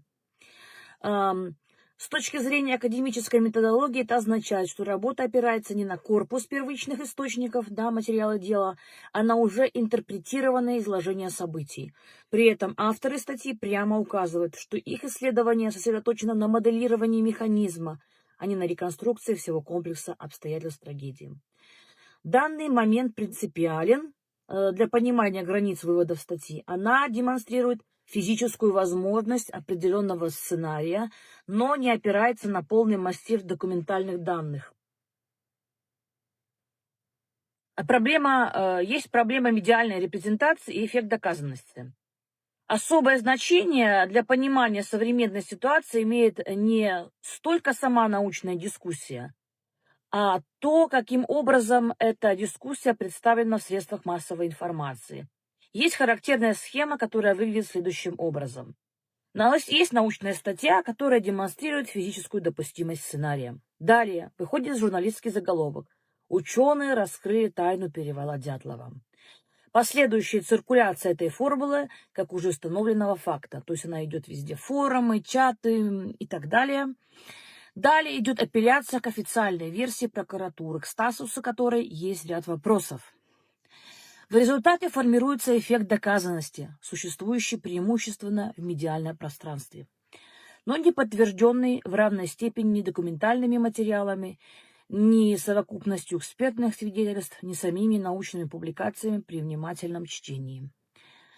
Показательно, что даже Александр Пузырин подчеркивает ограниченность выводов своей работы. Опять же, мы не утверждаем, что наша модель объясняет все обстоятельства трагедии, мы лишь показываем, что такой сценарий физически возможен при определенных условиях. Эта позиция принципиально отличается от того, как статья нередко подается в популярной прессе. При обращении к документальному корпусу, к материалам уголовного дела, протоколам допросов, воспоминаниям поисковиков, актам осмотра местности выявляется устойчивая особенность. Ни один из этих источников не фиксирует достоверных признаков лавинного воздействия в районе палатки. Аналитический вывод Владислава Карелина, основанный на трассологической картине и свидетельствах поисковиков, звучит так. Менее всего вероятна причина срыва растяжек по причине схода лавины, так как поисковики, которые видели состояние палатки 26-27 февраля 1959 года, единогласно не отметили каких-либо следов лавины. Отсутствие следов лавины и приведенные фактические данные позволяют сделать вывод о том, что вероятность лавины становится ничтожной. Эти данные опираются не на моделирование, а на непосредственное зафиксирование состояния объекта в момент обнаружения палатки. Какое из всего этого можно сделать заключение? Проведенный анализ позволяет сделать несколько сдержанных, но обоснованных выводов.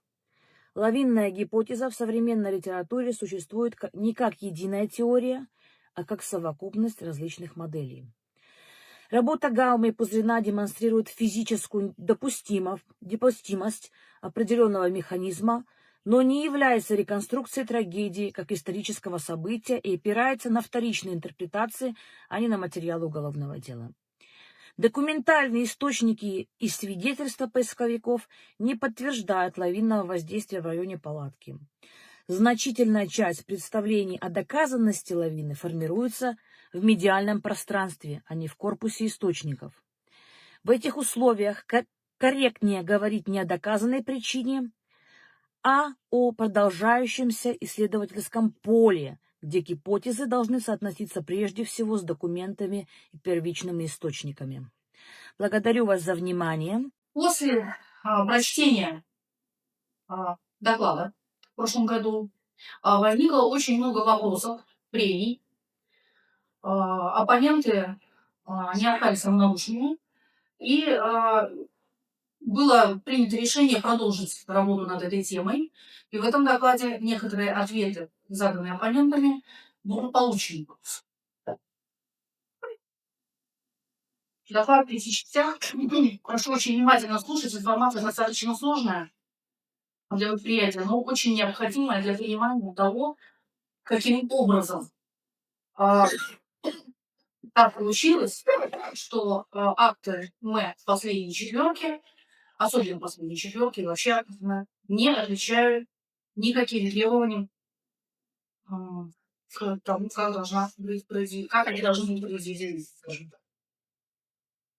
Наш прошлый доклад представили на февральской конференции, был посвящен криминалу правовым СМЭ.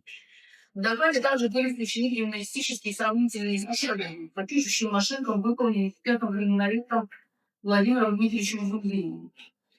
Мы продолжили свои исследования, и не только по АНСМЭ, но и по истории Свердловского областного бюро СМЭ в целом, и узнали новые интересные факты о его основателе Устинове. Также удалось найти крайне полезный для наших исследований материал 5 лет. Отборник организационно-методических материалов по судебной медицинской экспертизе. В этом раритетном издании были собраны все официальные инструктивно-методические и справочные материалы по судебной медицинской экспертизе, вышедшие до 1959 года, которые помогли нам понять, как в интересующие нас 50-е годы функционировали бюро СМО. Какими в те годы были ведомственные инструкции, регулирующие проведение экспертизы? Какая на то время существовала единая организационная основа, обеспечивающая с одной стороны соблюдение экспертными требованиями УП, а с другой – производство экспертизы с применением научно обоснованных и целесообразных методов? Мы изучили штатные нормативы медицинского персонала бюро СМЭ тех лет. Согласно приказу министра здравоохранения СССР от июля 1951 года, номер 643, помимо экспертов приморных лабораторий, трудился еще средний обслуживающий медперсонал, специально обученный медицинские регистраторы. Ими были медсестры и фельдшеры, имеющие среднее медицинское образование. Они занимались канцелярской работой, а главное, именно в их обязанности входило печатать готовый акт судебной медицинской экспертизы. Поэтому нет никаких сомнений, что акты СМЭ из нашего уголовного дела, имеющие огромное количество медицинских ошибок, не печатались в Свердловском областном бюро СМЭ. Их печатал человек, не имеющий отношения к бюро и ничего не понимающий в медицине.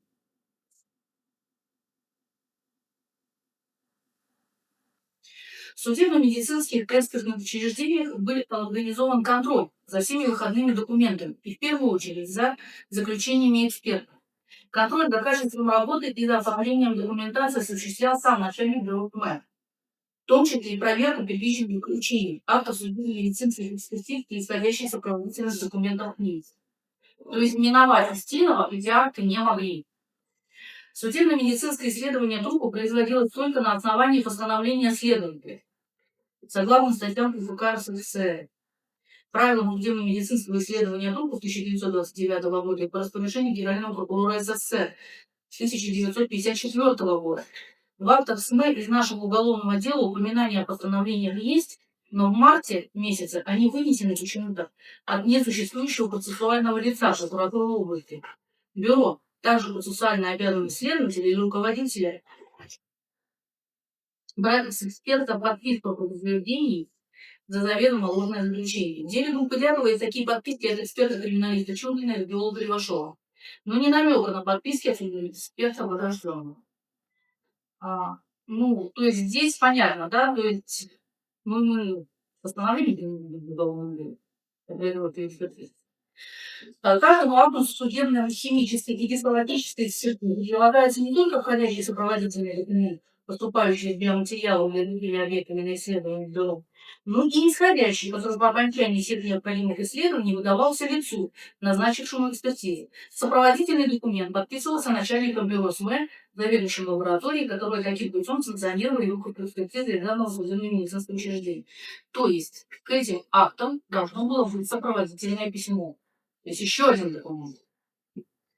Сопроводительные документы, предлагаемые массовым гистологическим актом для отправки в следственный отдел прокуратуры Свердловской области в нашем уголовном деле отсутствуют. Мы даже нашли реальные уголовные дела. Это вот к вопросу о том, когда нам стали задавать вопросы. А вот вы покажите нам другие акты СМЭ того же периода, вот как они проводились, со всеми ли положенными, скажем так, деталями, или нарушениями. Так вот, мы детально поискали. Это очень сложно было найти.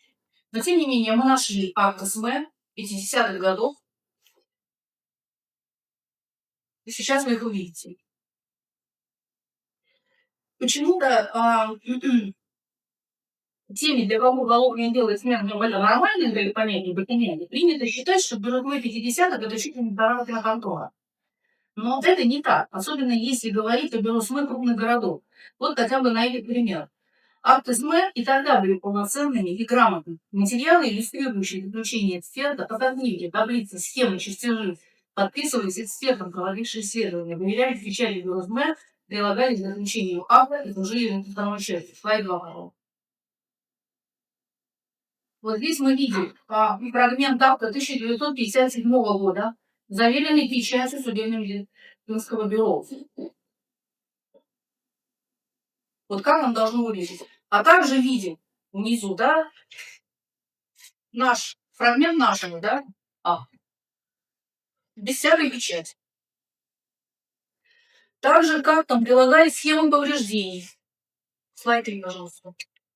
Вот такие вот схемы должны были прилагаться к акту СМЭ Николая Бубриньоля и Рустема Слободина. Вид справа, сбоку, для указания локализации перелома и особенностей распределения трещин в области свода черепа. И отдельно схема внутреннего распределения трещин при голове. Вот так они должны были выглядеть, но их, как мы знаем, в актах нет таких схем. Никто не делал. Слайд 4, пожалуйста. Схема наружных повреждений головы в виде ран, ссадин, кровопотеков. Также под ними виден лист со схемой повреждения основания черепа и еще один с фотографиями повреждений. Да, вот посмотрите внимательно на этот слайд. Видно, что там целый комплекс прилагается схем. И каждый рисунок, вы видите, каждая схема заверена печатью бюро СМЭ. Вот так это должно было бы выглядеть в нашем случае. Но ни схем, ни фото, ни печати бюро мы не видим. А ведь на то время Свердловское бюро СМЭ было одним из лучших в стране. Итак, что обязано присутствовать в судебной экспертизе, чтобы ее можно было считать доказательством по уголовному делу? Постановление о назначении судебно-медицинской экспертизы. Подписки предупреждения судебно-медицинского эксперта об ответственности за задачу заведомо ложного заключения. Вопросы, поставленные следователем на разрешение экспертизы, по которым составляется заключение эксперта. Сопроводительные документы от начальника бюро. Как там дополнительных лабораторных исследований, гистологических, судебно-химических или вещественных доказательств, приобщаемых к заключению эксперта. Схемы, рисунки, фотографии повреждений, дополняющие, разъясняющие описание судебно-медицинских исследований. Штампы и печати судебно-экспертного учреждения, в котором работает эксперт, проводивший экспертизу. Список составлен на основании официальных, инструктивно-методических судебно-медицинских документов тех лет. Всего этого в нашем уголовном деле нет. Теперь поговорим о том, чего в нашем уголовном деле наоборот быть не должно, а это о вторых экземплярах мастерских актов СМЭ. Сравним первые по счету майские акты СМИ из первого тома и из второго тома уголовного дела. Слайд 5, пожалуйста. Обратите внимание, на листе 345 уголовного дела первого тома УД четко напечатанный текст. На листе 23 из второго тома он расплылся из-за того, что уже не раз использованная копировальная бумага давала менее четкую и более смазанную передачу шрифта. Остальные 3 майских акта напечатаны таким же способом. Текст на первом экземпляре печатали на пишущей машинке одновременно со вторым через копирку. То, что во втором томе не часовики актов, которые просто так отдали, а вторые экземпляры актов доказываются подписью эксперта и тем, что напечатанный текст там полностью аналогичен. То есть на том и на том мы видим подпись. Теперь обратимся к инструкции о производстве судебно-медицинской экспертизы в СССР, на основании которой организация и производство судебно-медицинских экспертиз осуществлялось с 1952 года по 1978 год. Слайд 6, пожалуйста. Акт СМЭ оформлялся только в 2 экземплярах. Важный момент. Первый экземпляр акта СМЭ в соответствии с общими положениями судебно-медицинской документации направлялся тому органу следствия или суда, по поручению которого производилась экспертиза. Второй экземпляр, дубликат акта, оставался у эксперта для отчетности и дальнейшей передачи в архив своей экспертной.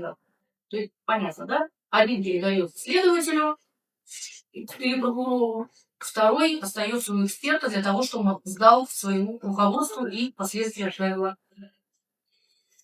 Никакого третьего экземпляра акта в этих показаниях не предусматривалось.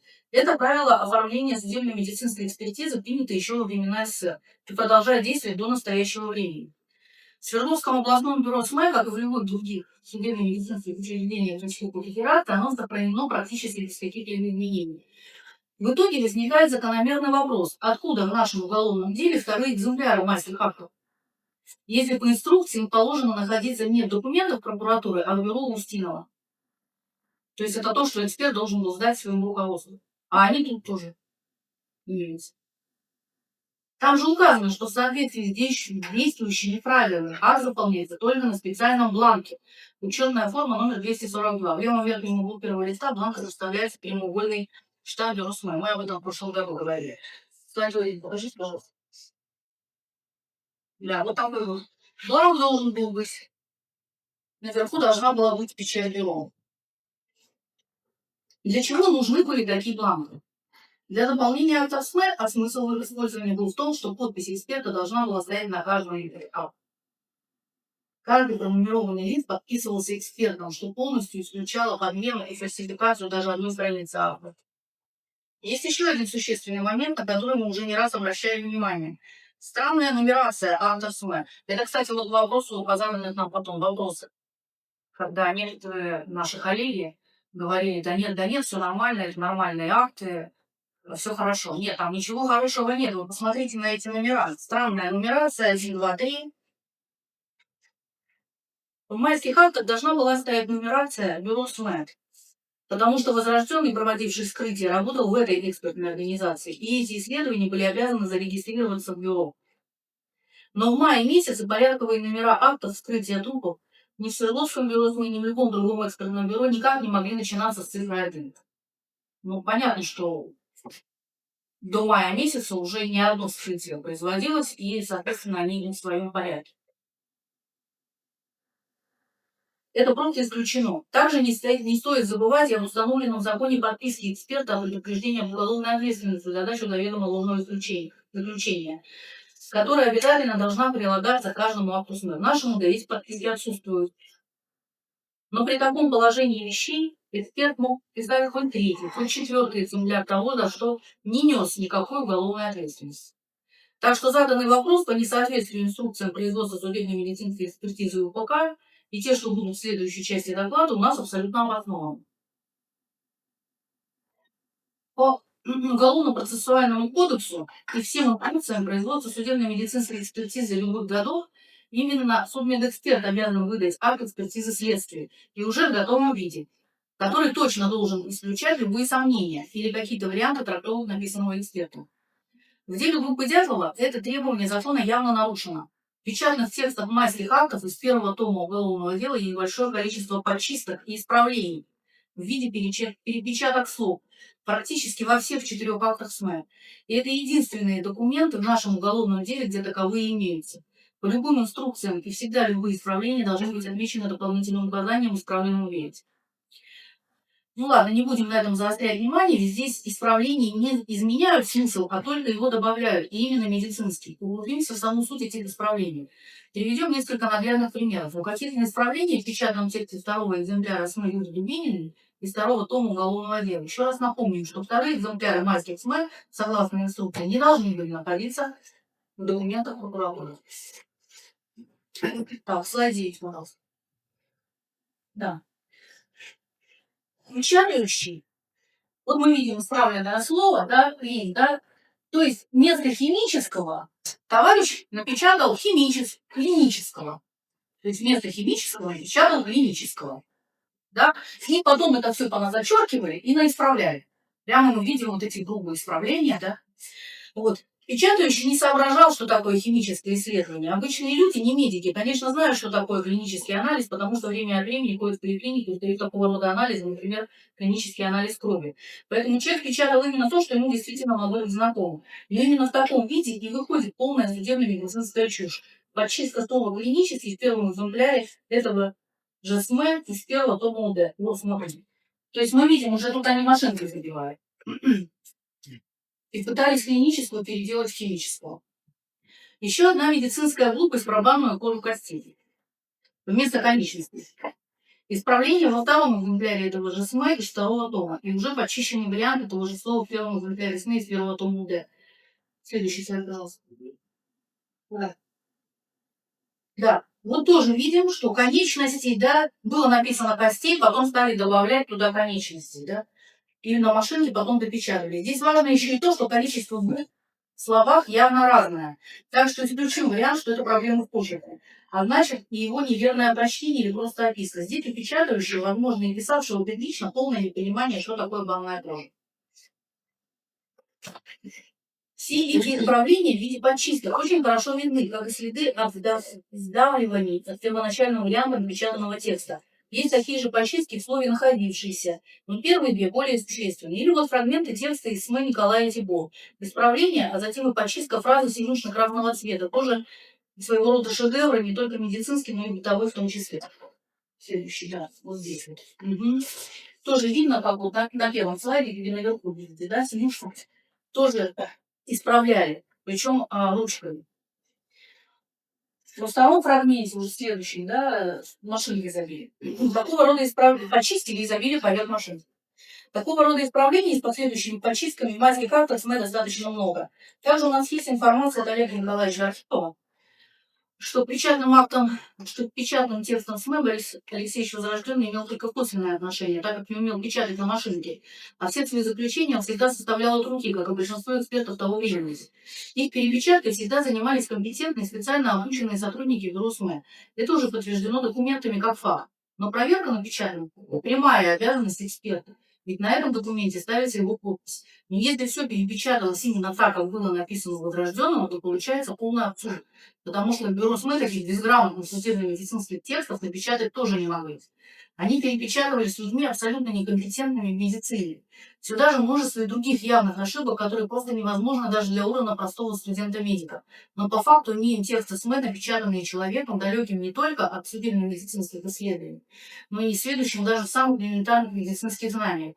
Отсюда вывод, что тексты перепечатывались и переделывались уже в прокуратуре теми, кто не знал даже азов судебной медицины.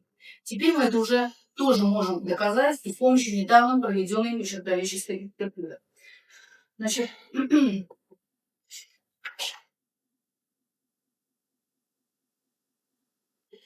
дело в том, что со вторыми экземплярами майских актов СМЭ, которые оказались на втором томе, кто-то провел предварительную работу над ошибками.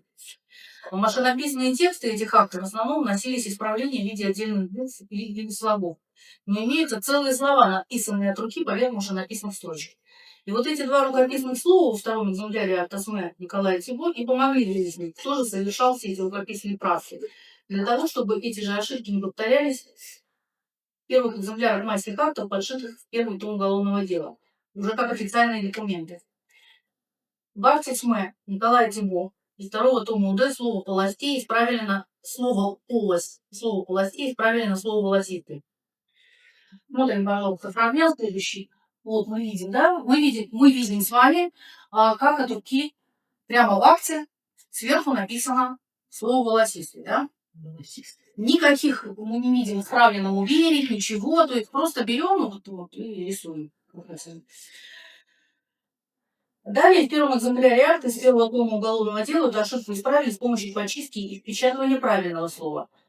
Следующий, пожалуйста. Следующий. Да, это уже много. Нет, передали. Ага.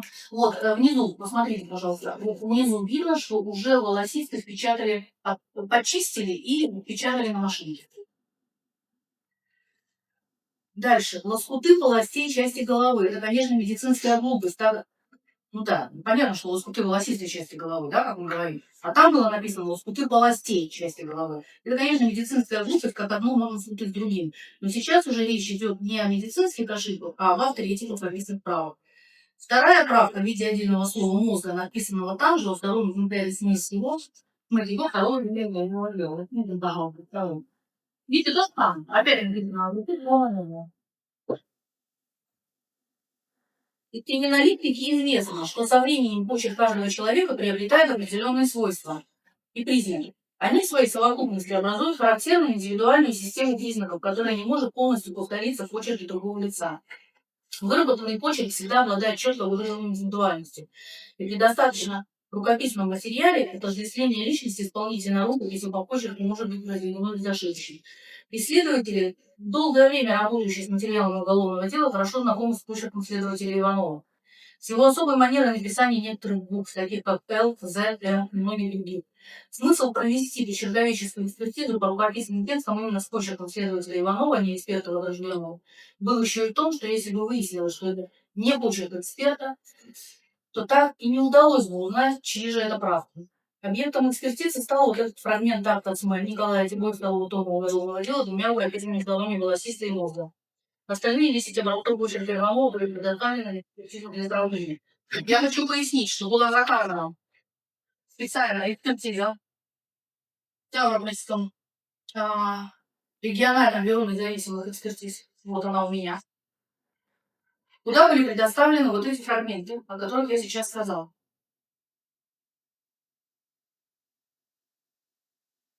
Переследовал, да, нет, раньше, перелистните, да. Вот этот фрагмент был предоставлен к эксперту, ну и со словом «много» нужен. Для исследования очень коротких записей обычно требуется больше сравнительных образцов, чем при исследовании больших текстов. Поэтому на экспертизу многочисленные образцы почерка Иванова были предоставлены в количестве достаточно для того, чтобы эксперт мог судить о всех вариантах признаков почерка лица, подозреваемого в выполнении исследования. Как правило, в качестве свободных сравнительных образцов требуется предоставить несколько рукописных текстов, содержащих буквы, которые имеются в исследовании слова. Что было сделано. Благо, в первом и втором томах УД вполне достаточно как документов, служебных записок для всяких почеркушек, написанных рукой Иванова. Также было выполнено еще одно условие. Все текстовые фрагменты с почерком Иванова соответствовали исследованию респонденту по срокам исполнения пределов одного и того же. Привлечив документы, проведя исследование, эксперт заключил, что рукописные направления в массе фактов, имеющиеся в нашем уголовном деле, выполнены не судебным медицинским экспертом, возрожденным, а следователем прокуратуры Ивановым. Пожалуйста, вот вы вот экспертом. У меня есть экспертиза, здесь то же самое. Вот у меня присутствует. У меня копия. Оригинал у заказчика, он также будет опубликован. Это Мусавра Великинова. Она доказывала эту экспертизу, и вывод будет опубликован. Не только вывод, а полностью. Так, мы переходим к заключительной части. Теперь у нас есть сохранение не только по прокурорским печатным ошибкам, о чем нам было рассказано в прошлом докладе, но еще и по просьбе следователя Иванова, в связи с чем появляются очередные вопросы. Давний вопрос, откуда такие медицинские ошибки вообще возможны от медэксперта? И новый вопрос, откуда вообще исправление от следователя доходит от генпрокурора, если судмедэкспертиза это полностью обязанность областного бюро? Ее бюро обязано было выдавать уже в готовом виде. А из этого появляется еще один вопрос. Неужели такое возможно, хотя бы теоретически? При тех фактах, что нам известно о тогдашнем начальнике было Устинове. Устинов Порфирий Васильевич родился в 1897 году. В 1935 году он был избран по всесоюзному конкурсу на должность заведующего кафедрой судебной медицины Свердловского государственного медицинского института. С тех пор его научная, педагогическая и практическая судебно-медицинская деятельность неразрывно были связаны со Средним Уралом, со Свердловском. Одновременно с руководством кафедры в медицинском институте до 60-го года Порфирий Васильевич являлся Свердловским областным судебно-медицинским экспертом, а до 1963 года был профессором Свердловского юридического института по курсу судебной медицины. На должность заведующего кафедрой медицинского института профессор Устинов находился в течение 36 лет, до 1971 года. И вся история кафедры, ее организация, становление и последующее развитие до настоящего времени связаны с именем этого крупного ученого судебного медика, организатора, воспитателя студенческой молодежи, практикующих судебно-медицинских экспертов. В датах дела группы Дятлова и его биографии есть странность, которая может быть не просто совпадением. В 1960 году неожиданно ушел с начальника Свердловского областного бюро СМЭ.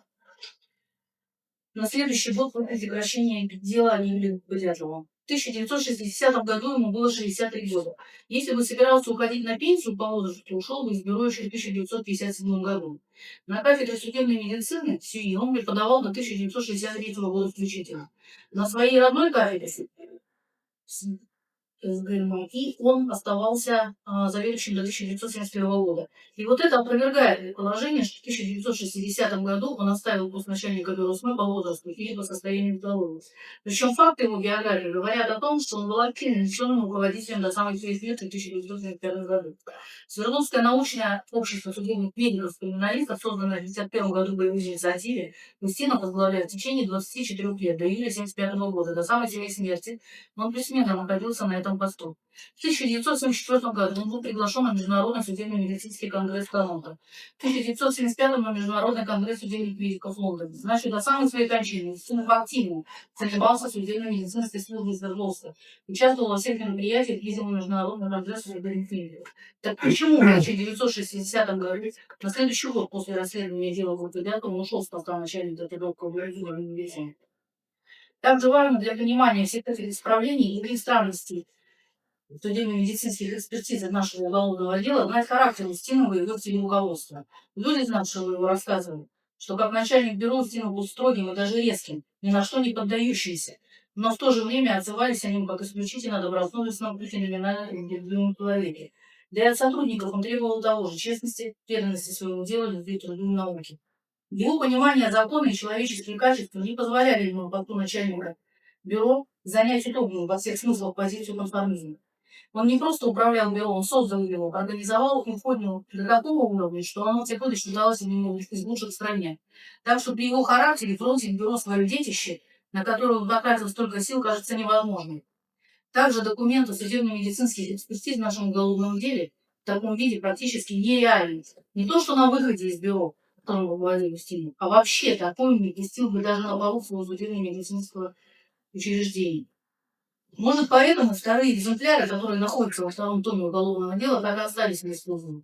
Иванов просто убрал вторые экземпляры актов служебной бумаги, которые он оставлял на всякий случай, туда же хранится перечеркнутый вариант постановления о прекращении УГО, заметки, расписки и писем. А в самом бюро остались, как положено, зарегистрированные с печатями первичные экспертизы, которые привез Мария Зиндери, эксперт рождения.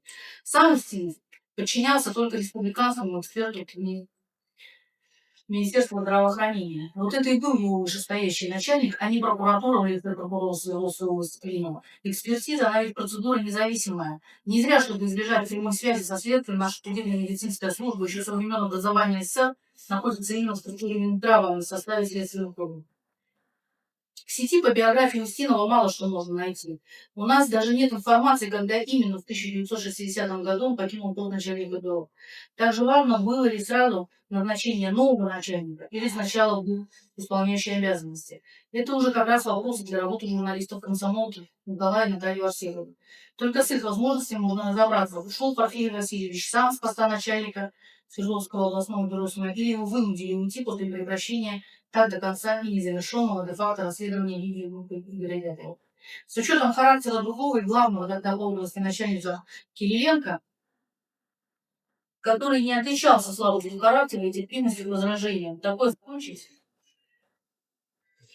Что вы хотите с этим материалом дальше? Я считаю, что в принципе эти материалы уже сейчас могли бы соответствовать быть основанием для возобновления уголовного дела. Большое спасибо. И да, ваша первая часть, это идти, это очень приятно. Если независимо от версионного видения объединяется на такой британской позиции серьезного документального исследования. Что касается Порфирия Васильевича, можно я здесь несколько ремарок? Так как я работал непосредственно с Русского областного бюро судебно-медицинской экспертизы на протяжении практически года. Дело в том, что сказать, да, формально, то есть после него пришла и стала фактическим руководителем Ангелина Павловна Кочевягина, его любимица. Хотя все ждали видео Анну Кузнецову. Порфирий Васильевич как продолжал жить в головном офисе ГРО, по современному говоря, на Роза Люксембург, так и продолжал жить. То есть он полностью контролировал все, я вам просто могу сказать. Я справлюсь, как приеду домой в Тюмень, справлюсь у его ученика по поводу его мнения, почему Устинов так ушел. То есть, его ученик, который в 1964 году защитил кандидатскую по огнестрельным ранениям. Хотя добавлю, что Порфирий Васильевич Устинов считался, минуточку, крупнейшим специалистом в Европе по огнестрельным ранениям. Он дискутировал в зарубежной прессе на французском языке, французско-бельгийское, да, французско-бельгийское вот специфическая пресса судебных медиков, он как раз дискутировал по определенным параметрам. Его считали официально третьим судебным медиком страны по своему влиянию, по своему опыту, по своей компетенции. Вот. Я еще раз говорю, я справлюсь, мне будет просто все интересно, что скажет этот человек. Он до сих пор, дай бог ему здоровья, несмотря на то, что ему за 80 выступает как независимый приглашенный эксперт в суде, в свое время его возглавлял кафедру в СГМИ, который вы сказали, транскрипцию раскрывает Свердловский государственный медицинский институт. У него масса учеников, на основе его архива был защищен также магистратский, по-моему, 4, сколько-то десятков кандидатов. Вот, мне будет интересно, еще раз повторю, коллеги, узнать его мнение. Вот. Что касается фактической стороны, действительно, это очень интересно. Я могу спросить, те материалы уголовного дела, которые вы предоставили, я имею в виду таблицы, повреждения, они из уголовного дела какого периода? Это очень важно. Вот вы показывали, допустим, схему повреждений черепа. Это уголовные дела, которые это экспертиза Читинского бюро СМЭ. Каждой схеме там был прилагает это 57-й, 56-й, 51 год. То есть мы говорим о соблюдении. Абсолютно, да. Вот это я хотел уточнить. Потому что, в принципе, я такие таблицы для монографии судебных медиков заказывал. Вы видели, Николай Ильич Гаврилов, который 46 лет проработал в стоматологическом отделении областного бюро дела. Да, и по моей информации, 50-е, 60-е годы этого все, что называется, уже практиковалось. Кстати, в письмах Изыбеля в своей работе крайне 21 года я публиковал материалы уголовного дела с остальными региональными управлениями ГВС СССР по Свердловской области. Там по поводу убийства одной гражданки очень интересно. 50-й год. То есть там не судебно-медицинский аспект рассматривался, а экспертные другие таблицы приводились, то есть то, что говорило о большом качестве уже на 50-й год со стороны представителей правоохранительных и экспертных учреждений. Еще раз благодарю вас, Елена. У меня информация попроще. Так как я турист-лыжник, то меня эта история интересовала исключительно с этой точки зрения. Все вот эти вот сложные вопросы, связанные с уголовными делами, это специалистам. Это никому. Меня это интересовало исключительно как история, случившаяся с группой, которая убила того.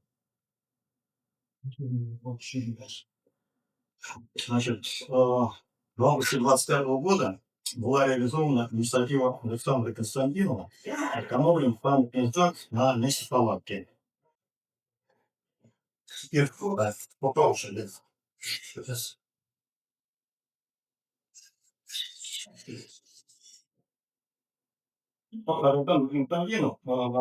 знака, который установлен точно на месте поломки, где стояла группа ребят в 59 году. На табличке, да, следующий.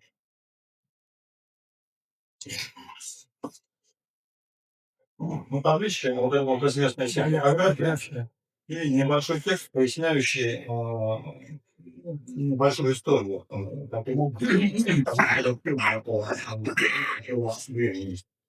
Ну, следующий пункт, там у нас есть, типа, бизнес. То есть, на самом деле, это место палатки было коллективом авторов, да, уже в 2012 году выяснено, и просто потом все уточнялось, и в итоге дошло буквально там до нескольких лет. Вот.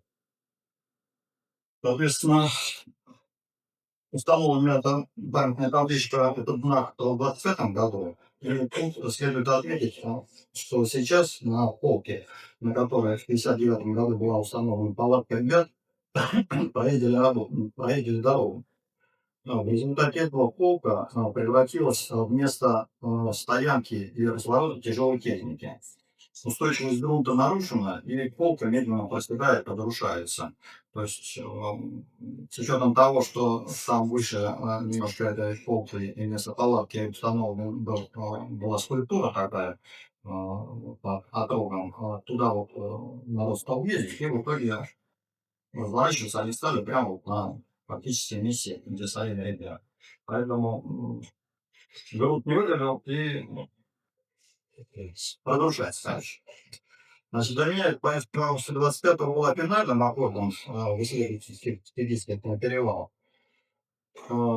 Место трагедии изучено очень хорошо, и с ним, с его особенностями, все ясно. Ну, по крайней мере, кому-то.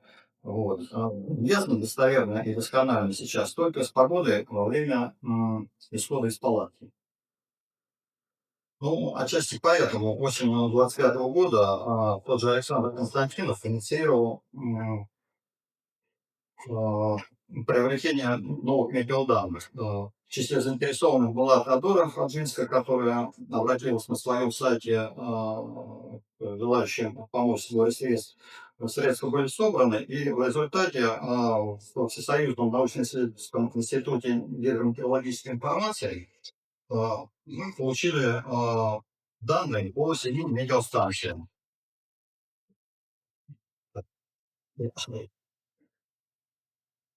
Эти метеостанции отмечены кратными точечками. Где-то вместо палатки не увеличивает. Вместо палатки прям в центре, да, так сказать, нет, ниже. Вот, вместо палатки, да. И вот по окружающим метеостанциям, это ближайшие метеостанции, которые были выбраны. Наиболее интересно вот известный Бурмантов, да, по которому какие-то ранее сведения появлялись. И еще нашлись еще две станции заново от Сректа, которые тоже сами по себе интересны. Это вот Краша и Пустыня. То есть та же самая Пустыня, она всего лишь в 85 километрах от самого Вятского Сректа. Вот. Верхний Щугот, метеостанция, это метеостанция, которая непосредственно в горах расположена. Она не на высоте, но непосредственно на хребте. Так что все вот эти вот данные, на самом деле очень объемный материал, там по 7 станциям, примерно по 20 параметрам, которые на метеостанциях фиксируются, были получены прям такие большие массивы этих данных. Вот эти данные лежат на блоге Александра Константинова, на сайте Теодора. Ссылки имеются на форумах «Перевал», «Тайна». И все желающие, специалисты или не специалисты, могут заниматься анализом всего этого массива данных и приходить к каким-то своим выводам. Или кого-то привлекали специалисты, которые могут из этих данных сделать какие-то выводы. Теперь, что касается, собственно, событий 1 февраля 1959 года. Еще раз повторюсь, что это исключительно мое частное мнение, как туриста, который всю жизнь ходил в зимние походы. меня не смущают никакие нестыковки с какими-то уголовными моментами, что-то там ясно, не ясно, чего-то там какие-то вопросы вызывает. У меня вопросы не вызывают, потому что я не специалист в этой области. Меня интересовал представление, понимание того, каким образом группа туристов, конкретно 9 человек, которые отправили в зимний поход, в итоге все 9 не вернулись. Меня интересовало именно содержание вот этого, так сказать, этой трагедии, как то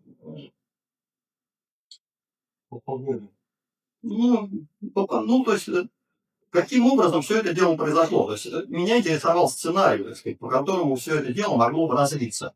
И, признаться честно, долгое время у меня не складывалось полного впечатления о том, как вот вся эта картина, финальная картина выстраивается. Решение вопроса Никичева, почему не уже никто, правильно? Да, в принципе, да. Ну, я потом поясню немножко, да. То есть, да, по большому счету, основной вопрос, который ставил недоумение, почему не вышел никто? Ну, потому что какая-то запредельная история получается, что 9 человек, которые спустились с креста и развели костюм, но и никто не вышел. Ну, это какой-то нонсенс. Ну, не знаю, так сказать. Долгое время у меня ответ на этот вопрос не было. Значит,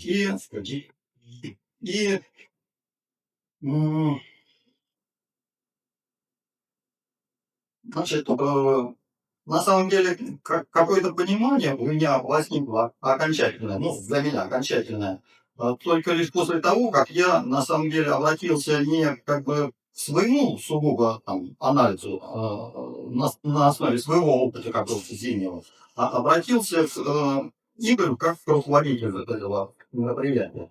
Но не могу сказать, что там как бы все в деталях понятно, но обращение к Игорю, к стилю Игоря как к руководителю мне помогло, на мой взгляд, как бы выстроить вот это вот, этот сценарий. Значит, ну, я тут кратко, потому что сильно объяснять времени нету.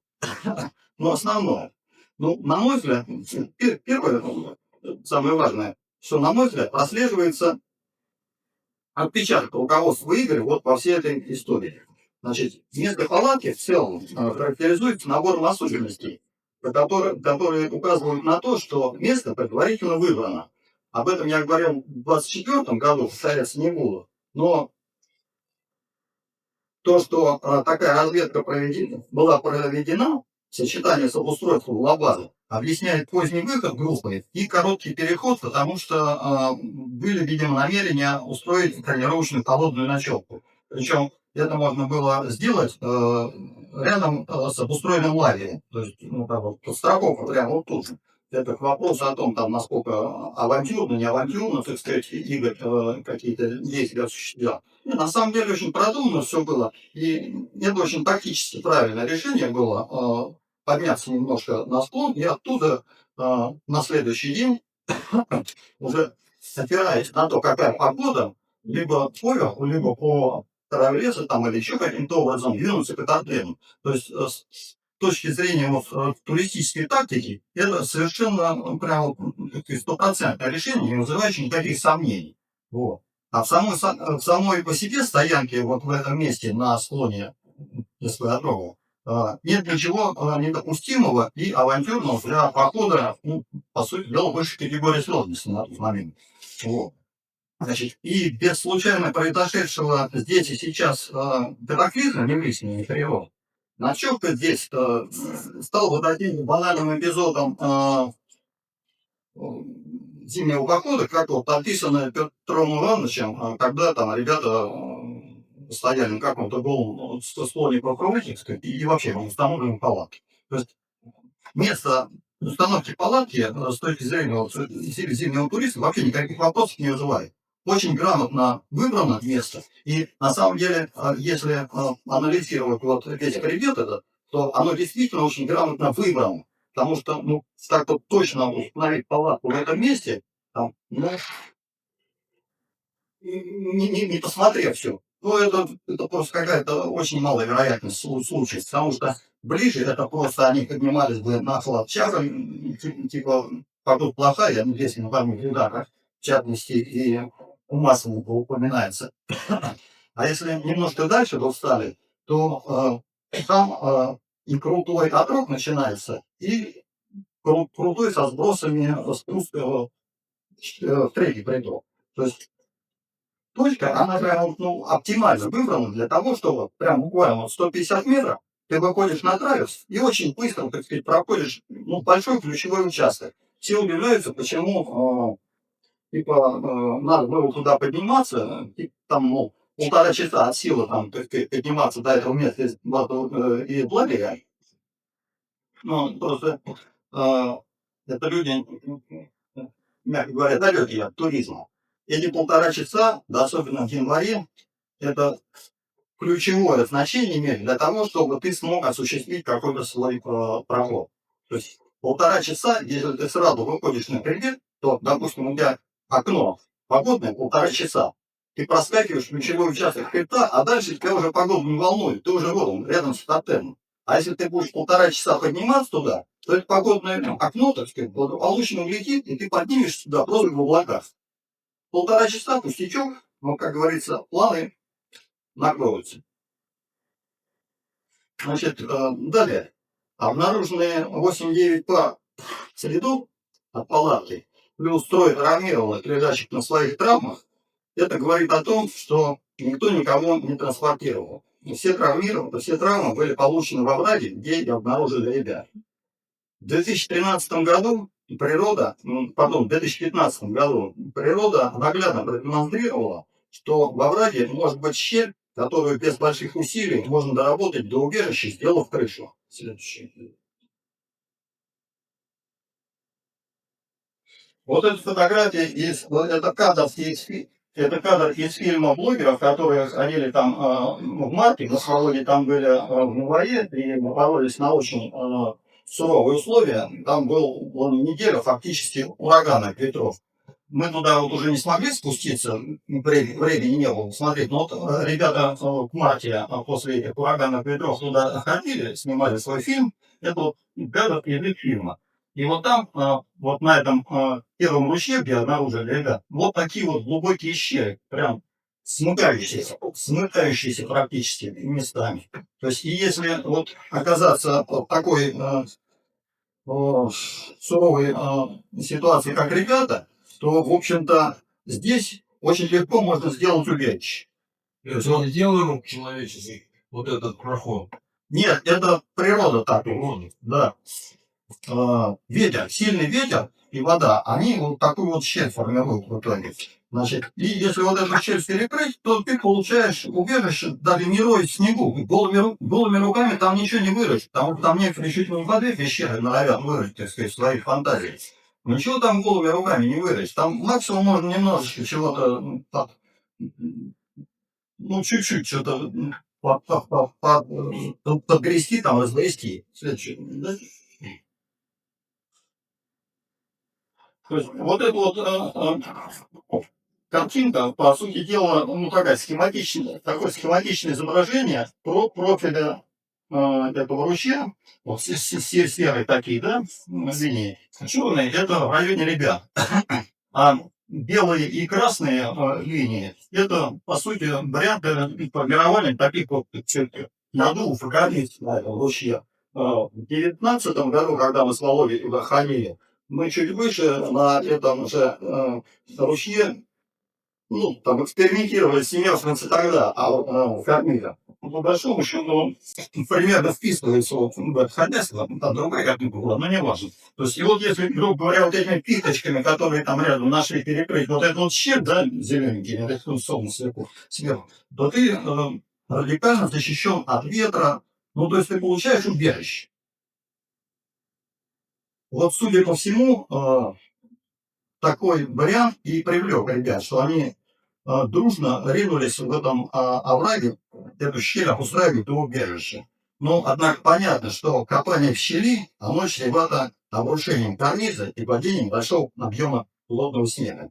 Потому что борт там левый на этом овраге, ну, достаточно крутой. А когда там еще формируются вот такие вот надувы снежные, соответственно, пласты, по которым, ну, там точками отмечены возможные, так сказать, обрушения, то все это чревато большими последствиями. И вот похоже, что вот это обрушение не произошло в аварии. То есть Кипр мог упасть вниз с карниза при попытке перекрытия щели, получить свои травмы. Рухнувшая масса снега припечатала Зину к противоположному боку, потому что на самом деле вот положение Зина в ручье, когда их нашли в маре, оно было... Пардон, извиняюсь. Да, оно, ну, так сказать, вызывало сомнения, и как бы вот просто сверху что-то упасть и придавить. Ну, можно с натяжкой так подумать, но, скорее всего, это вот как раз признак того, что с этого левого борта масса снега сошла и придавила Зину к правому борту. И получила таким образом свои травмы. Соответственно, Золотарев, который оказался внизу, рассадила ему грудь, и Колеванова просто засыпала. Ну, так как я не смог до сих пор найти объяснение того, что Юры каким-то образом замерзли у костра, когда там, ну, рядом вроде как ходили люди, а ну такие брошенные оказались. Ну, мне кажется, это нереально. Поэтому мне представляете, что этим завалом, обрушением накрыло там всех, в том числе и ее. Вот. И оставшиеся трое, это были Зина, Рустем и Игорь. И они уже все свои силы бросили на то, чтобы откапывать товарищей. И, видимо, Юры оказались не сильно завалены, их удалось каким-то образом откопать, вот, но, скорее всего, они все-таки задохнулись, потому что в итоге вот эта вот пена, которую там видите, отмечали, она говорит о какой-то реакции организма, которая зачастую происходит, вот, когда асфиксия, улучшение или еще как бы реакция на теплый воздух, когда их оттащили к костру, то есть таким образом. Но это вопрос к медику, но как бы мне представляется, что ситуация вот таким образом развивалась. Ну и понятно, что огромные, там на самом деле очень большой овраг, да, хотя некоторые там говорят, что там типа по пояс. Ну что там не по пояс? Когда майские фотографии, когда майские ростовки были, там, так сказать, под 3 метра были нанесенные снега. Вот. Пусть там, допустим, меньше был, так сказать, январь, но, называется, будет достаточно, если с этого борта съедет масса снега. Пытались откапывать всех, 2 фюр откопали, так сказать, оттащили к костру и продолжали. Но понятно, что такую массу снега голыми руками не раскопаешь. Тем более, что надо понимать, наверное, уже многие понимают, что по большому счету такое обрушение, это та же лавина, так сказать, там, как ни назови, так сказать, обрушение, лавин. А у снега совершенно потрясающая и на стыке с холодным воздухом, вот этот вот воздух с запада, он мог разразиться аномально сильной грозой. Видео, покажи немножко.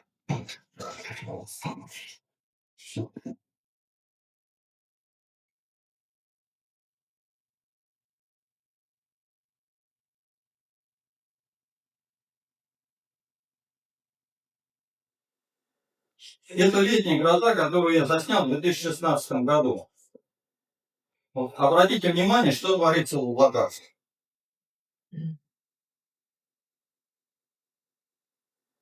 Вот такой фон проходил мимо моего дома минут 40, не переставая, вот такое светопредставление представляет. Значит, и вот включите немножко воображение и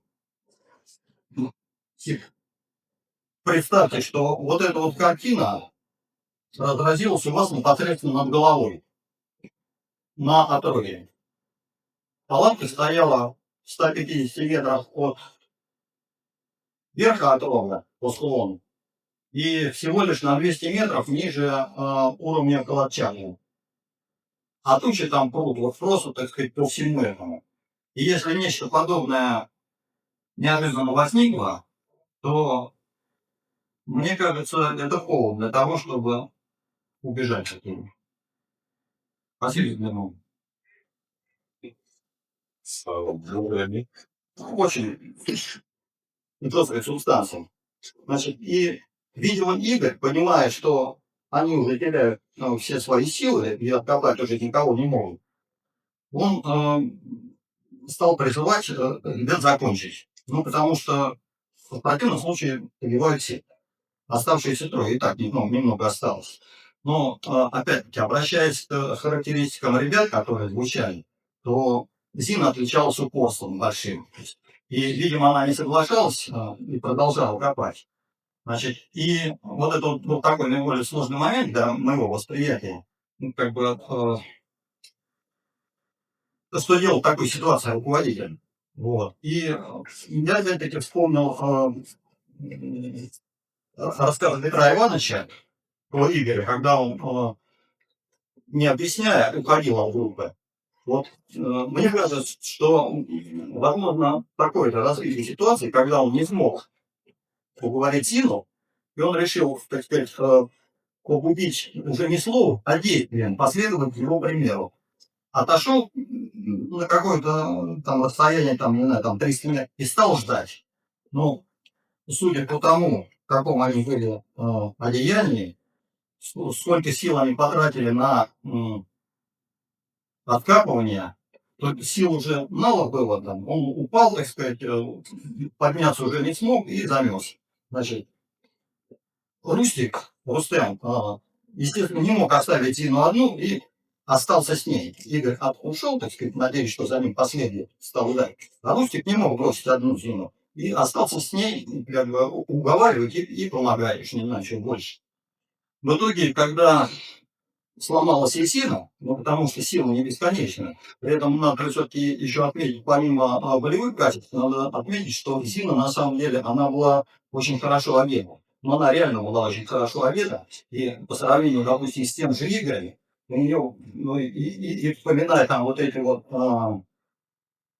характеристики, что она там 10 ребятам могла в удар, то можно понять, что у нее, так сказать, сил хватало на гораздо больше, так сказать, вот это вот откапывание. Но рано или поздно они ломаются, и вместе с Рустиком, с Рустемом тоже понимают, что надо спасать себя, потому что ничего не получается, и двигаются вверх по лавке. Соответственно, натыкаются на Игоря, переворачивают его, видят, что Игорь замерз. Ну и, собственно, они тоже почти в таком же состоянии. Там проходят, не знаю, там 250, там один другой, и поочередно тоже отключаются.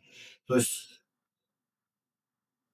такой момент, что, может быть, те специалисты, которые говорят о переворачивании Игоря, они могут ошибаться на самом деле. Ну, тут на каждом шагу какие-то, так сказать, ошибки и разночтения. Но если даже Игоря не переворачивали, то ситуация становится, в принципе, еще проще. То есть они втроем копали до тех пор, пока были силы, а потом все втроем отправились в палатки спасать себя. Ну и, соответственно, поочередно просто отключались.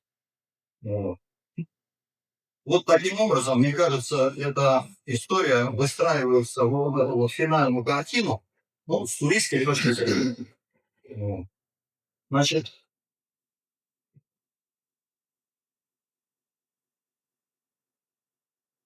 ну и возвращаясь к палатке и новым метеоудану. Напомню, что я многие годы был сторонником техногенных отравлений. То есть вот прям то, что упомянул Олег по поводу гибели всех, я долгое время мог списать только на отравление. Ну, как бы техноген отравились, ребята, ну, как бы все силы кончились, у кого там раньше, у кого больше. Вот. Но причину вот такого, так сказать, исхода из палатки видел в сочетании трех факторов. Это некая вспышка, некий взрыв и некое, так сказать, нарушение палатки. Там заваливали там какие-то, то ли удар головой волной, то ли там съехал снег немножко. Но проблема заключается в том, вернее, не проблема, а даже не знаю, как правильно сказать. Но, однако, молния и гром являются таким же вспышкой и взрывом. Понятно, что зимние гроза – это очень редкое явление. Но, тем не менее, грозы случаются зимой. И если обратиться к погоде, то пока погоды, которые специалистам указывают, что во время событий там проходил фронт циклона. Вот. А если теперь посмотреть на новые метеоданные, приведены детализированные характеристики облачности. Следующее.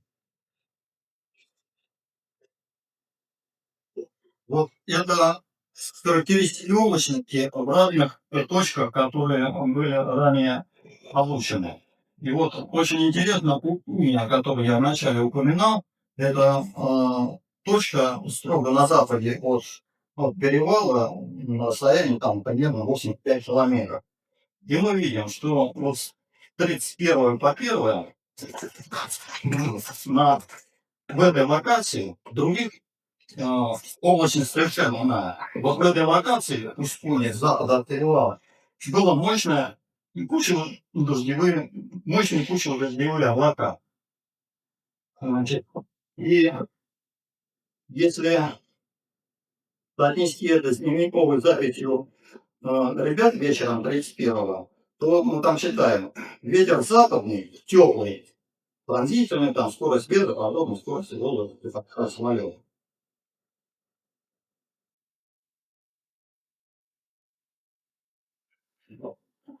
Добрый день. Я зовут Шамилов. Есть сказали. Много лет посвятил теме перевала Дятлова и много раз был на самом перевале. Моя версия была точно 7 лет назад, и в самом черта. Бомба Дятлова дошла 1 февраля 1959 года до Мантен и заночевала там на площадке Мобли. Утром 2 февраля 1959 года в этом районе провели военные испытания с использованием ЗОР, это зенитно-управляемая ракета, с специальной боевой частью, который накрыл группу и в первый момент покалечил 3. Они от ударной волны упали со стенки горного края. Это Семен, Люда и Тибо. Тибо, не Тибо, Тибо. Тибо по-французски. А у тебя проходит Тибо. Тибо Блюйон. Хорошо, Тибо, извиняюсь. Оставшиеся убежали в ближайший лес и замерзли там в разных локациях. Группу обнаружили либо испытатели, либо местные охотники, скорее всего, 6 февраля 1959 года. Далее перевезли их в военную часть на окраине Кидаля, где их осмотрел доктор Фуков и обмыла Султан. Она их готовила к похоронам. Ну а далее их опять вместе с вещами отправили на Холочавль за 15 километров на юг от Атактена. Там поставили пустую палатку на северо-восточном отроге Холочавля и разложили тела на расстоянии до 1,5 километров от нее. Все должно было выглядеть как несчастный случай. Мол, они испугались непонятно чего, убежали в ближайший лес и там замерзли. Такова вкратце канва моей версии. Так, поскольку я 11 лет занимаюсь этой темой, я знаком с самыми мелкими деталями данной истории. И поверьте, самые мелкие факты не ложатся в эту версию. Прежде всего, я хочу начать с того, что же меня надоумило, что сподвигло на написание подобной версии.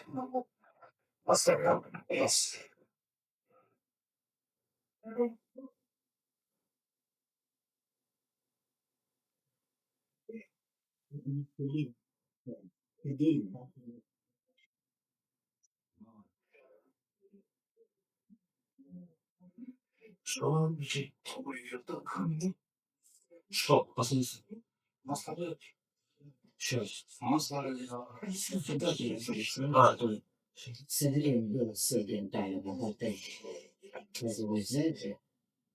Шановні, будь ласка, слідчі,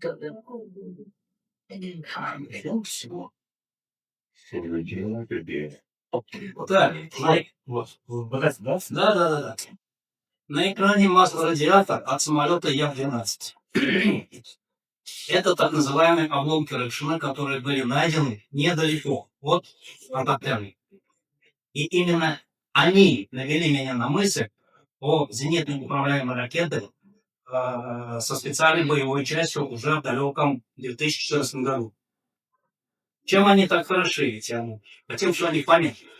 Причем там очень крупные цифры фона, и мало того, все эти обломки, найденные им в лесу недалеко от Антарктиды, здорово обдарили. Понятно они аж до 300 микрорентген в час. Откуда такие большие цифры? Я принес с собой дозиметр. Это профессионально дорогой дозиметр.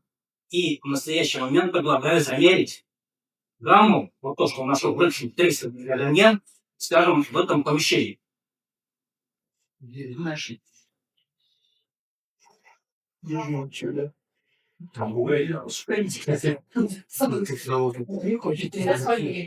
Сейчас замерим прямо сейчас. Это займет буквально секунд 20-30. Обижает убежище. Надо напрягаться. Нет, он соединировал этот режим, а то мы все себя передали. Ну, вот он уже сейчас показывает буквально 7-8 микрорентген. Всего-то 7-8, а нашел 300. Рыкшин. За 1,5 года Рыкшин сходил в точно такому же самолету на Пункапае. Это гора на север от Чистова. И первое, что они там сделали, положили примерно обломки. Точно такие же обломки. И что? Да ничего. Точно то же самое, что я намерен сейчас. Будет плюс-минус 10 микрорентген в час. Как и везде, впрочем. Это нормальное фоновое значение. И тогда что, кроме СБЧ, могло дать такую большую радиацию на обломках 2004 года? На экране, кроме того, на этом масло-радиаторе, ну здесь плохо видно. Вот на эти цифры. 6, 12, 57. Что вполне похоже на 6 декабря 1957 года. К сожалению, я много раз предлагал Владимиру Вениаминовичу дойти до этих обломков, но он так и не дошел. А фамилия его? Рыкшин. Это ваша знаменитость местная, Екатеринбургская. К сожалению, ушел. А кто фамилия? Рыкшин. Да. Теперь, пожалуйста, таблицу Путешественник. Да. Так, здесь все нормально в этом помещении. 12 микрорентген в час. Она произнесла 0,12 микрозиверт в час. Так, теперь таблица. Теперь у меня самая большая проблема была, как же связать эти обломки Рыкшина с группой Дятлова. Долгое время я не знал, пока наконец не купил вот этот дозиметр и измеряющий гамму, бету и альфу по отдельности и не замерил на столе в своей комнате. Бета оказалась совсем маленькой.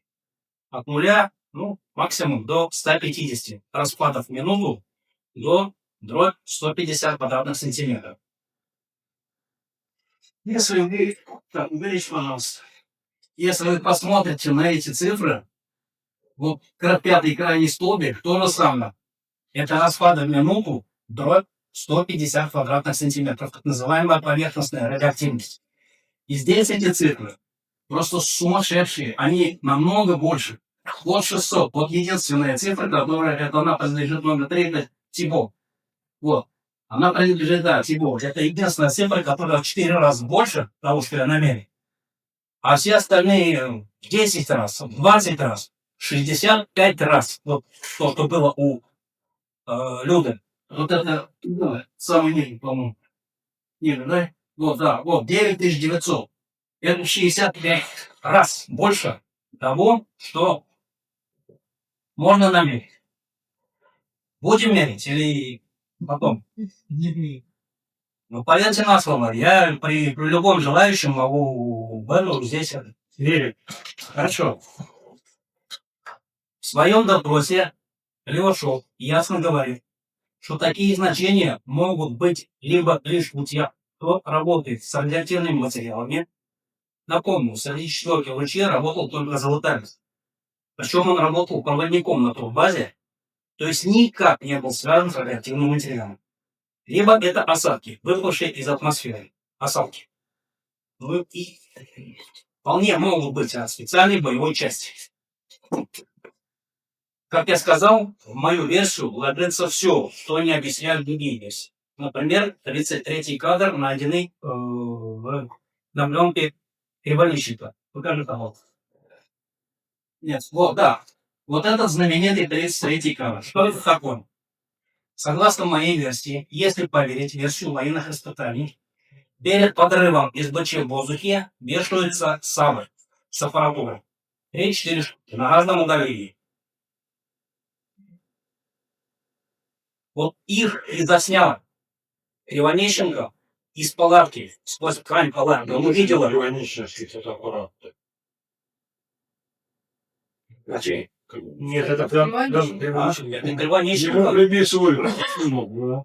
Но, во всяком случае, этот снимок есть. Какой? Да подожди, Еменко-то не был ведь. Это просто он им дали. Да. Это прислал Иванов сюда. И Иванов дал обрезки, а Еменко их исследовал. Подождите. Он, то, что он сказал, он правильно сказал. Да.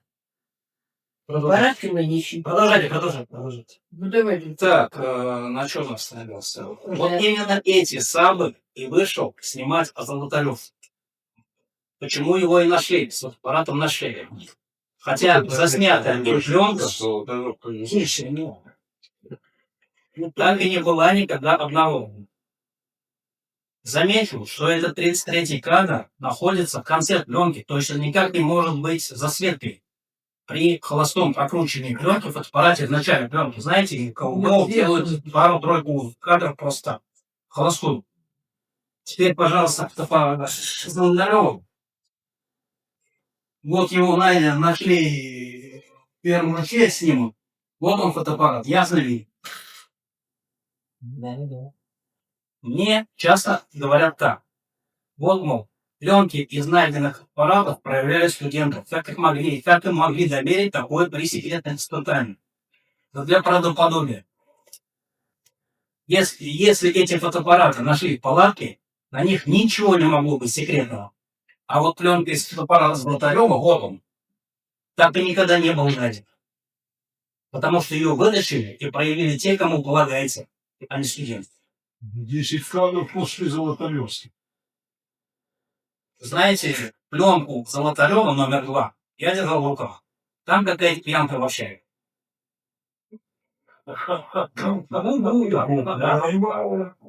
Но на ней написано Золотарев. Кто нацарапал, я не знал. Это еще во времена Юрия Константиновича. Так, и теперь, например, вот. Так, майнус, пожалуйста. Все доедели версии обходят такой вопрос. Каким образом у Люды и Семена исчезли лицевые ткани? Не оказалось глаз. Оказались скальпированы наполовину черепа. У Люды пропала вся диафрагма рта вместе с языком. Надо, то, что я читаю, надо смотреть посмертные фото, здесь их показывать не будем. Я понял это лишь, когда со мной на автотене произошло нечто подобное. Если кто помнит, тогда по недосмотру и взрыву газового баллончика у меня сорвало кожу на лице и правой руке. Я 5 дней так и ходил с черным лицом и рукой. Вот это весь мир. Там дата в правом нижнем углу. От чего? От взрыва газового баллончика. Да, мне сорвало лицо и руку. Где-то на миллиметр 2-3, наверное. Или спустя 5 дней, когда с автотеном я попал наконец-то под душ в квартире Юрия Константиновича, и тогда вода смыла все пораженные ткани. Они отошли, отслушались за это время. Вот это вот он. Справа. Ну, спасибо. Давай выяснить это здесь, пожалуйста. Да. Коллеги, можно иметь навязывать. Хорошо? Потом мы можем судить. Да, Надеюсь на понимание. Шими, пожалуйста. меня это не смущает, наоборот, если людей задевает вот то, что я говорю, причем видно, что замечание от сердца.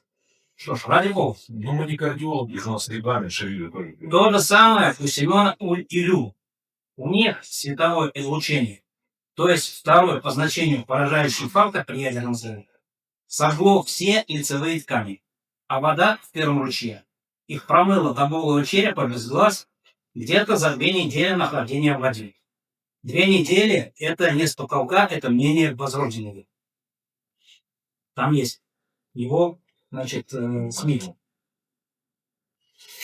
Вы можете называть какие угодно известные факты по трагедии группы Дятлова.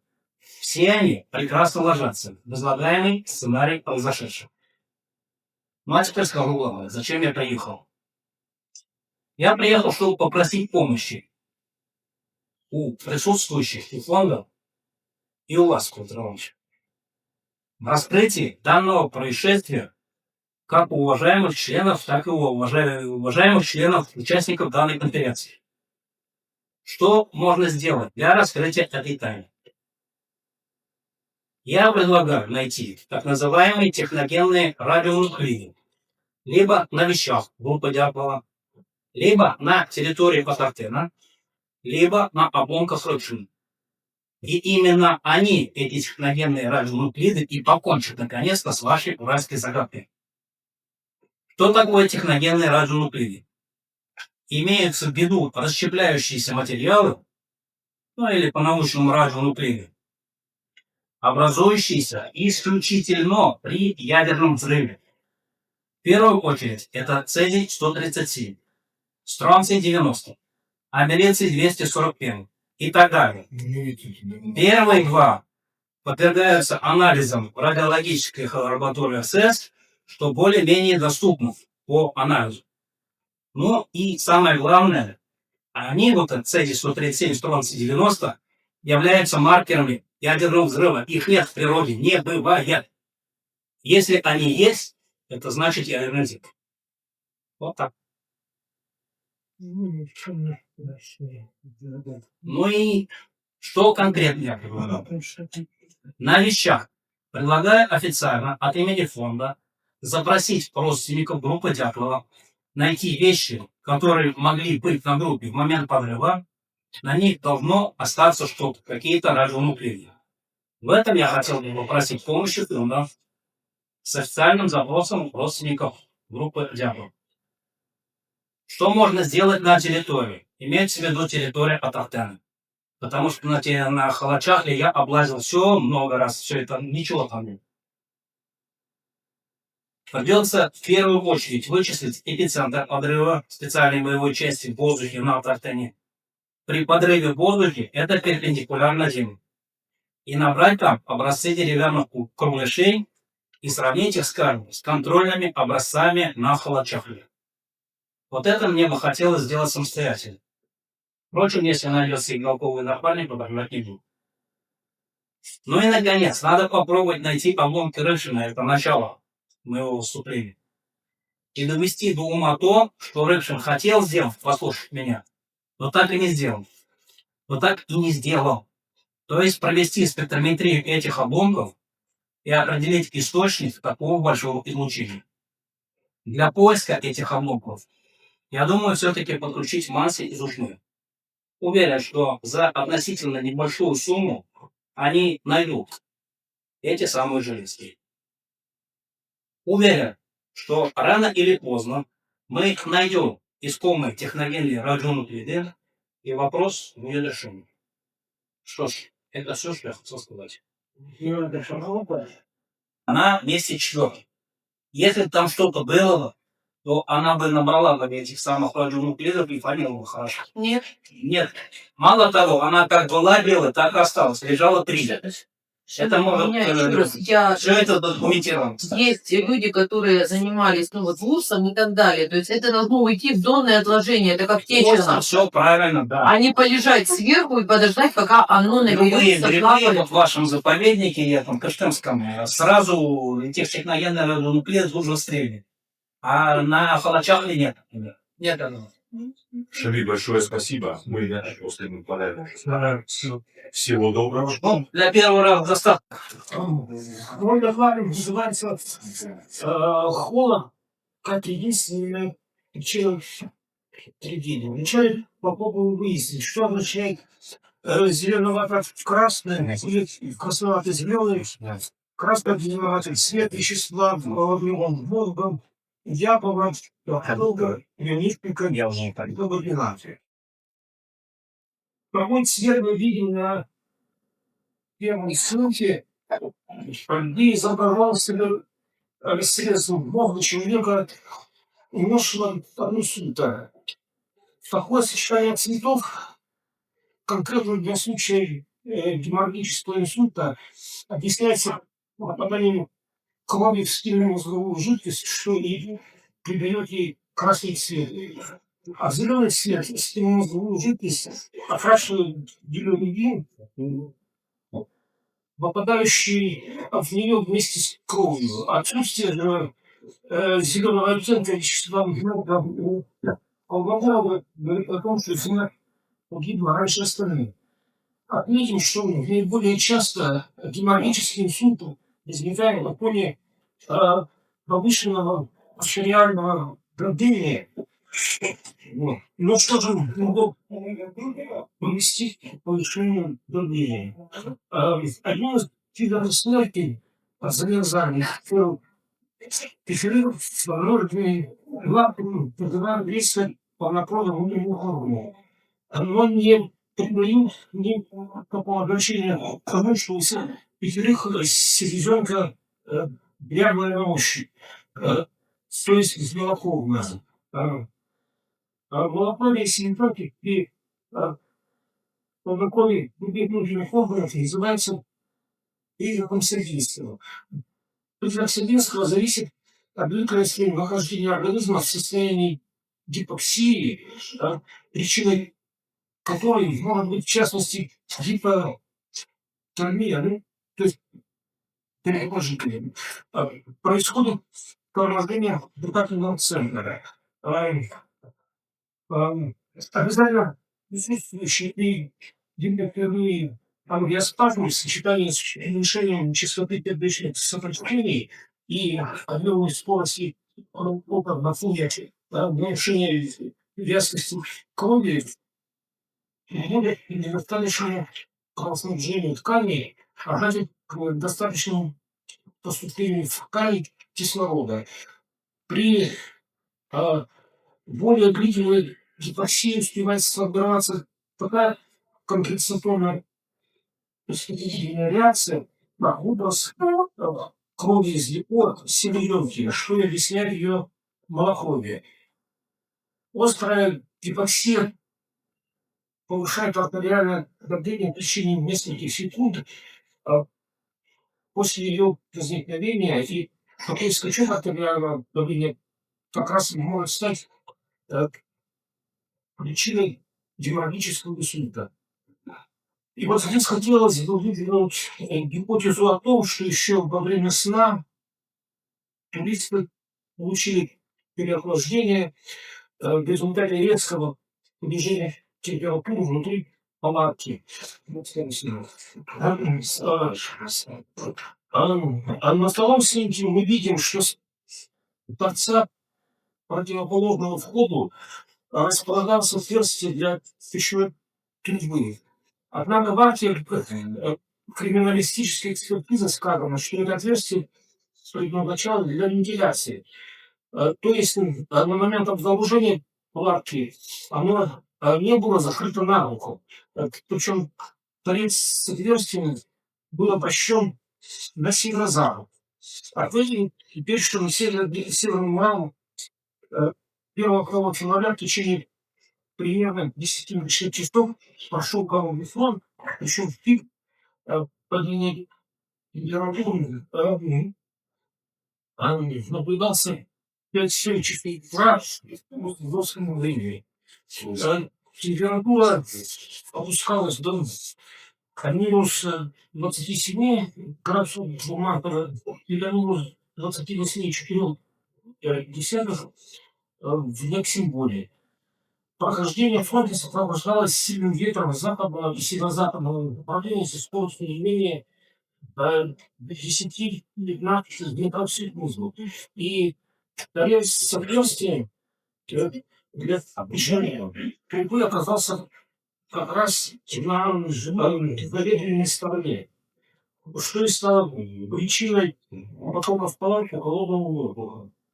И весьма вероятно, что Волгостойка по северным кольком перепилена с целью уменьшить высоту кольца и тем самым снизить ветровую нагрузку на палатку. Кроме того, о том, что из палатки выходил воздух, говорят высунувшиеся из палатку простыни, служившие уловами. А попытки остановить вырыт воздуха в долине Кутска, торчавшие из горы, кстати, палатки ближе к входу. Согласно одному из исследований, при резком понижении температуры вдыхаемого воздуха включается моментальная защитная реакция, которая достигает максимума через несколько секунд. Она выражается в апное, то есть временно строчек дыхания. И молотовину здорового человека изменит из того помещения на воду с температурой ниже минус 25 градусов Цельсия. В нашем случае такой холодный воздух внезапно затронул сразу несколько спящих. Ребята ощущаем нехватку воздуха, стали спать, просыпаться, не понимая, что с ними происходит. Такое может длиться от 10 секунд до минуты, и более, что и более, но не постоянно, поскольку на накопление в легких углекислого газа нехватки кислорода тягивают начало тока.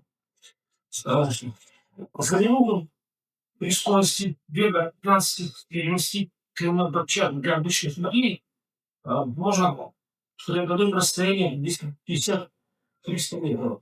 К тому же проблемы депрессии повышаются хорошей чувствительности кожи к холодным воздействиям. Поэтому, учитывая также условия видимости в теплое время суток, своевременного решения о возвращении к палатке принято. Спасибо. В 2006 году, 20 лет назад, было зарегистрировано в фонде памяти Дятлова Алексея Дятлова. Она была основана на 2 фактах, 2 происшествиях на Северном Урале. 11 сентября 2002 года в Ильинском районе Свердловской области в ночное время я стал свидетелем необычного звукового явления. Впоследствии недели через 2 из местной прессы узнал, что такое же световое явление видел инспектор заповедника Денежкин камень Руковский Валентин Степанович. Мы встретились с ним, я его нашел. Он проживает в поселке домой Северный Северского городского округа. Поговорили, наши свидетельства совпали. И он видел такое же световое явление, как и я.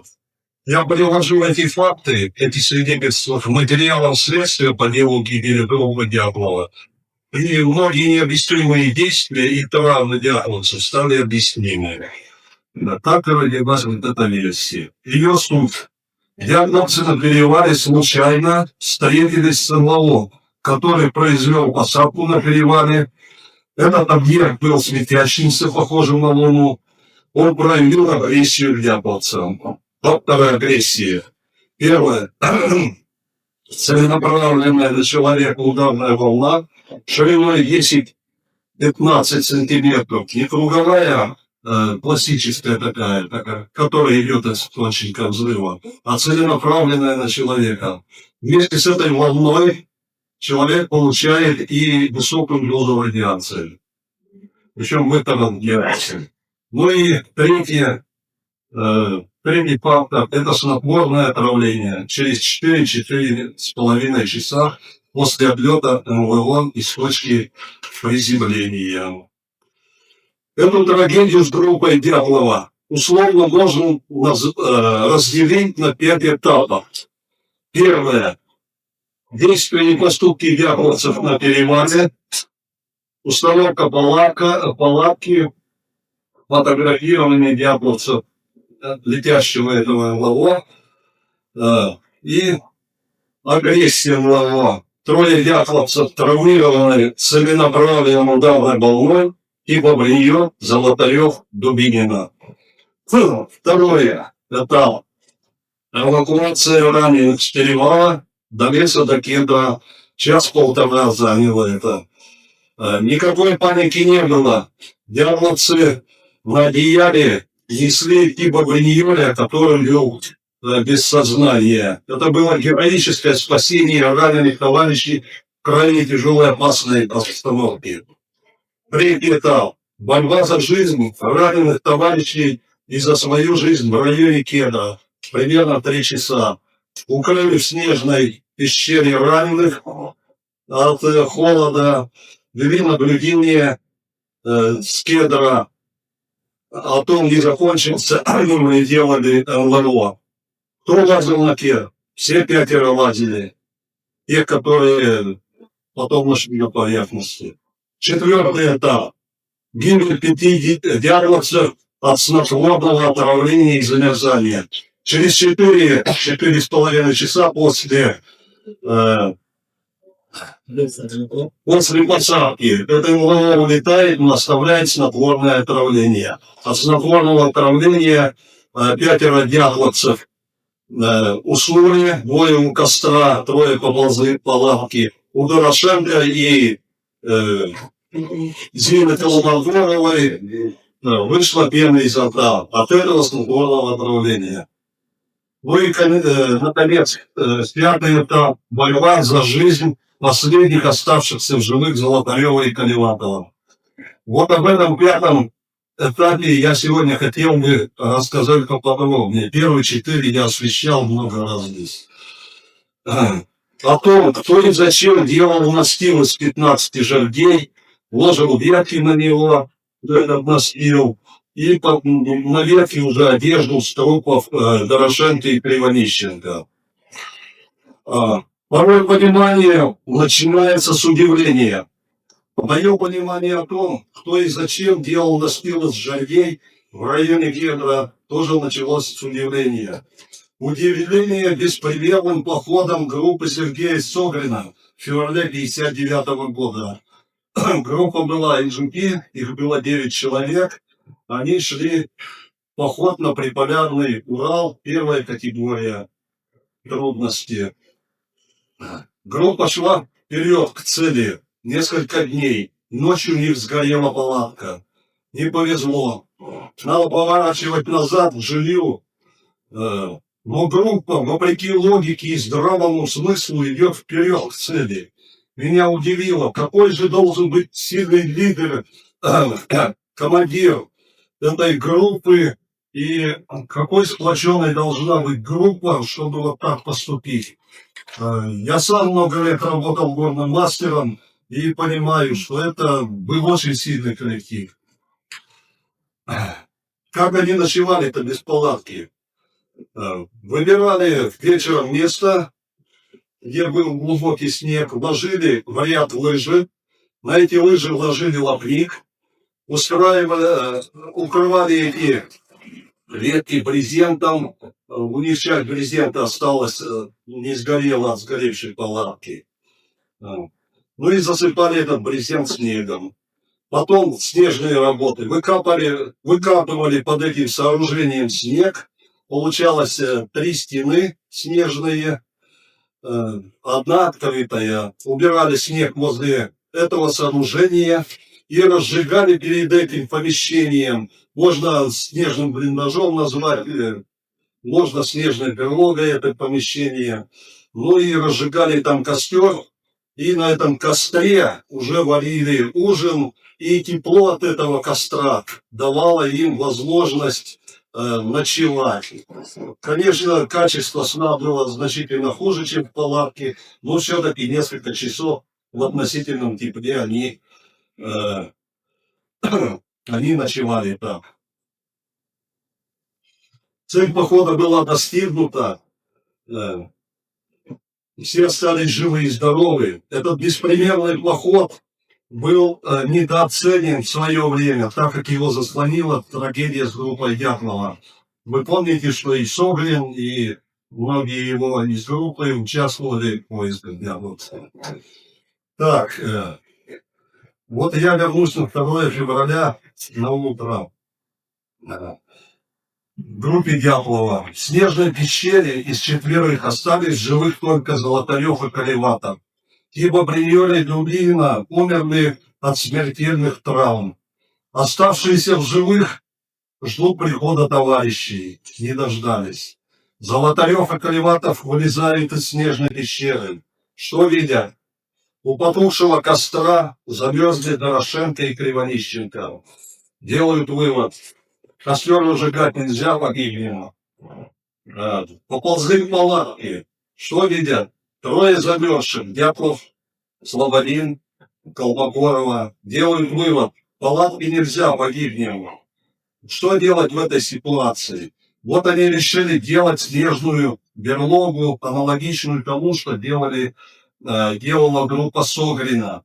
Только, значит, вместо лыж 15 жердей, 4 спив и 1 береза. На них ложили лапник, а вместо брезента одежда, срезанная из трупов Дорошенко и Колеватова.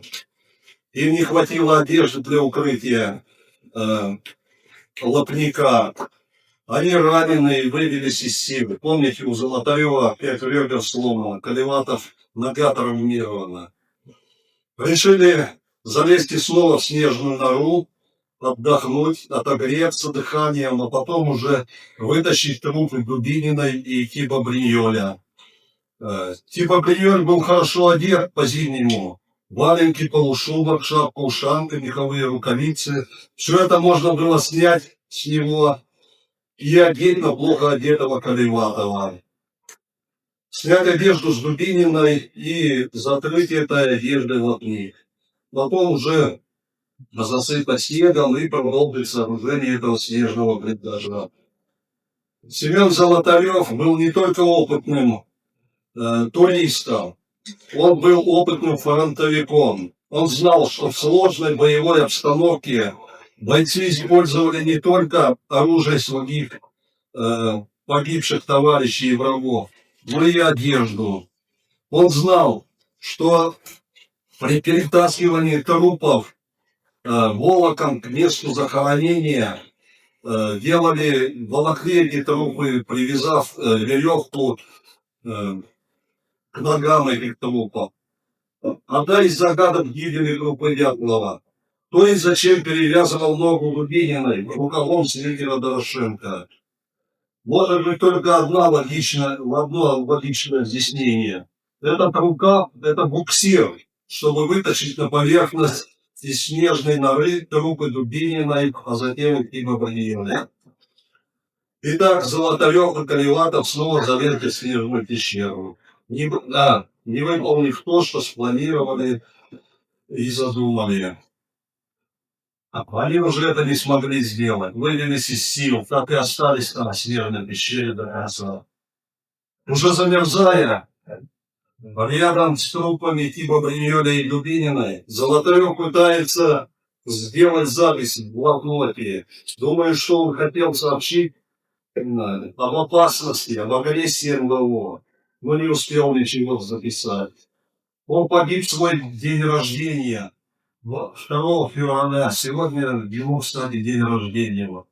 105 лет было. 38 лет ему было тогда. На его шее был ремешок от фотоаппарата, в котором было 10 снимков этого его. На переваривании бросил его. Он понимал важность этих снимков для людей, для изучения этого одного. Так погибли последние двое из 9 дятловцев. Я уже говорил, что я считаю, что дятловцы это герои, и они погибли в разведке. Они оставили нам очень много информации об этом НЛО, об этой... Можно вопрос, а вы лично Подожди, видели? я еще не закончил. Один доллар. Да, да.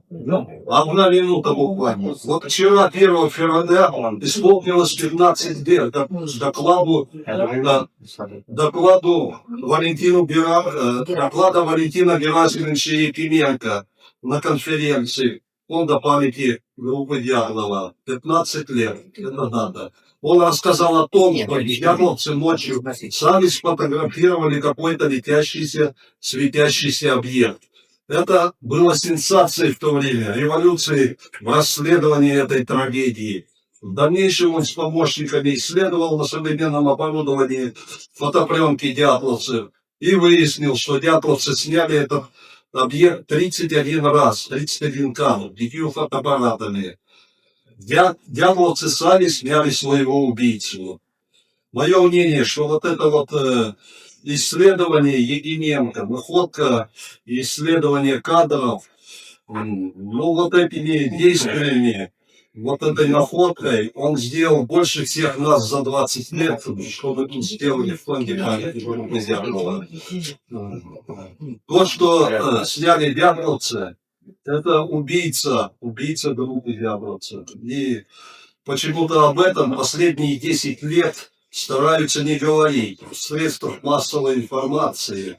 Но с ними понятно, им нужно сенсации, им нужно пиар, на этом они делают деньги. Но, к сожалению, и у нас в фонде памяти Дятлова 10 лет уже тоже стараются не замечать этого факта. Это печально. Большое спасибо, что пришли. Будем надеяться увидеться тем же кругом. Пусть новые люди придут на следующий год, на следующую конференцию. А вообще, приоритет и маятник, уважаемые коллеги, у нас будет, конечно, юбилейная конференция 29 года, которой мы будем очень внимательно, что называется, делать подготовку, стремиться очень качественной и ответственной конференции. Большое вам спасибо. Спасибо. Это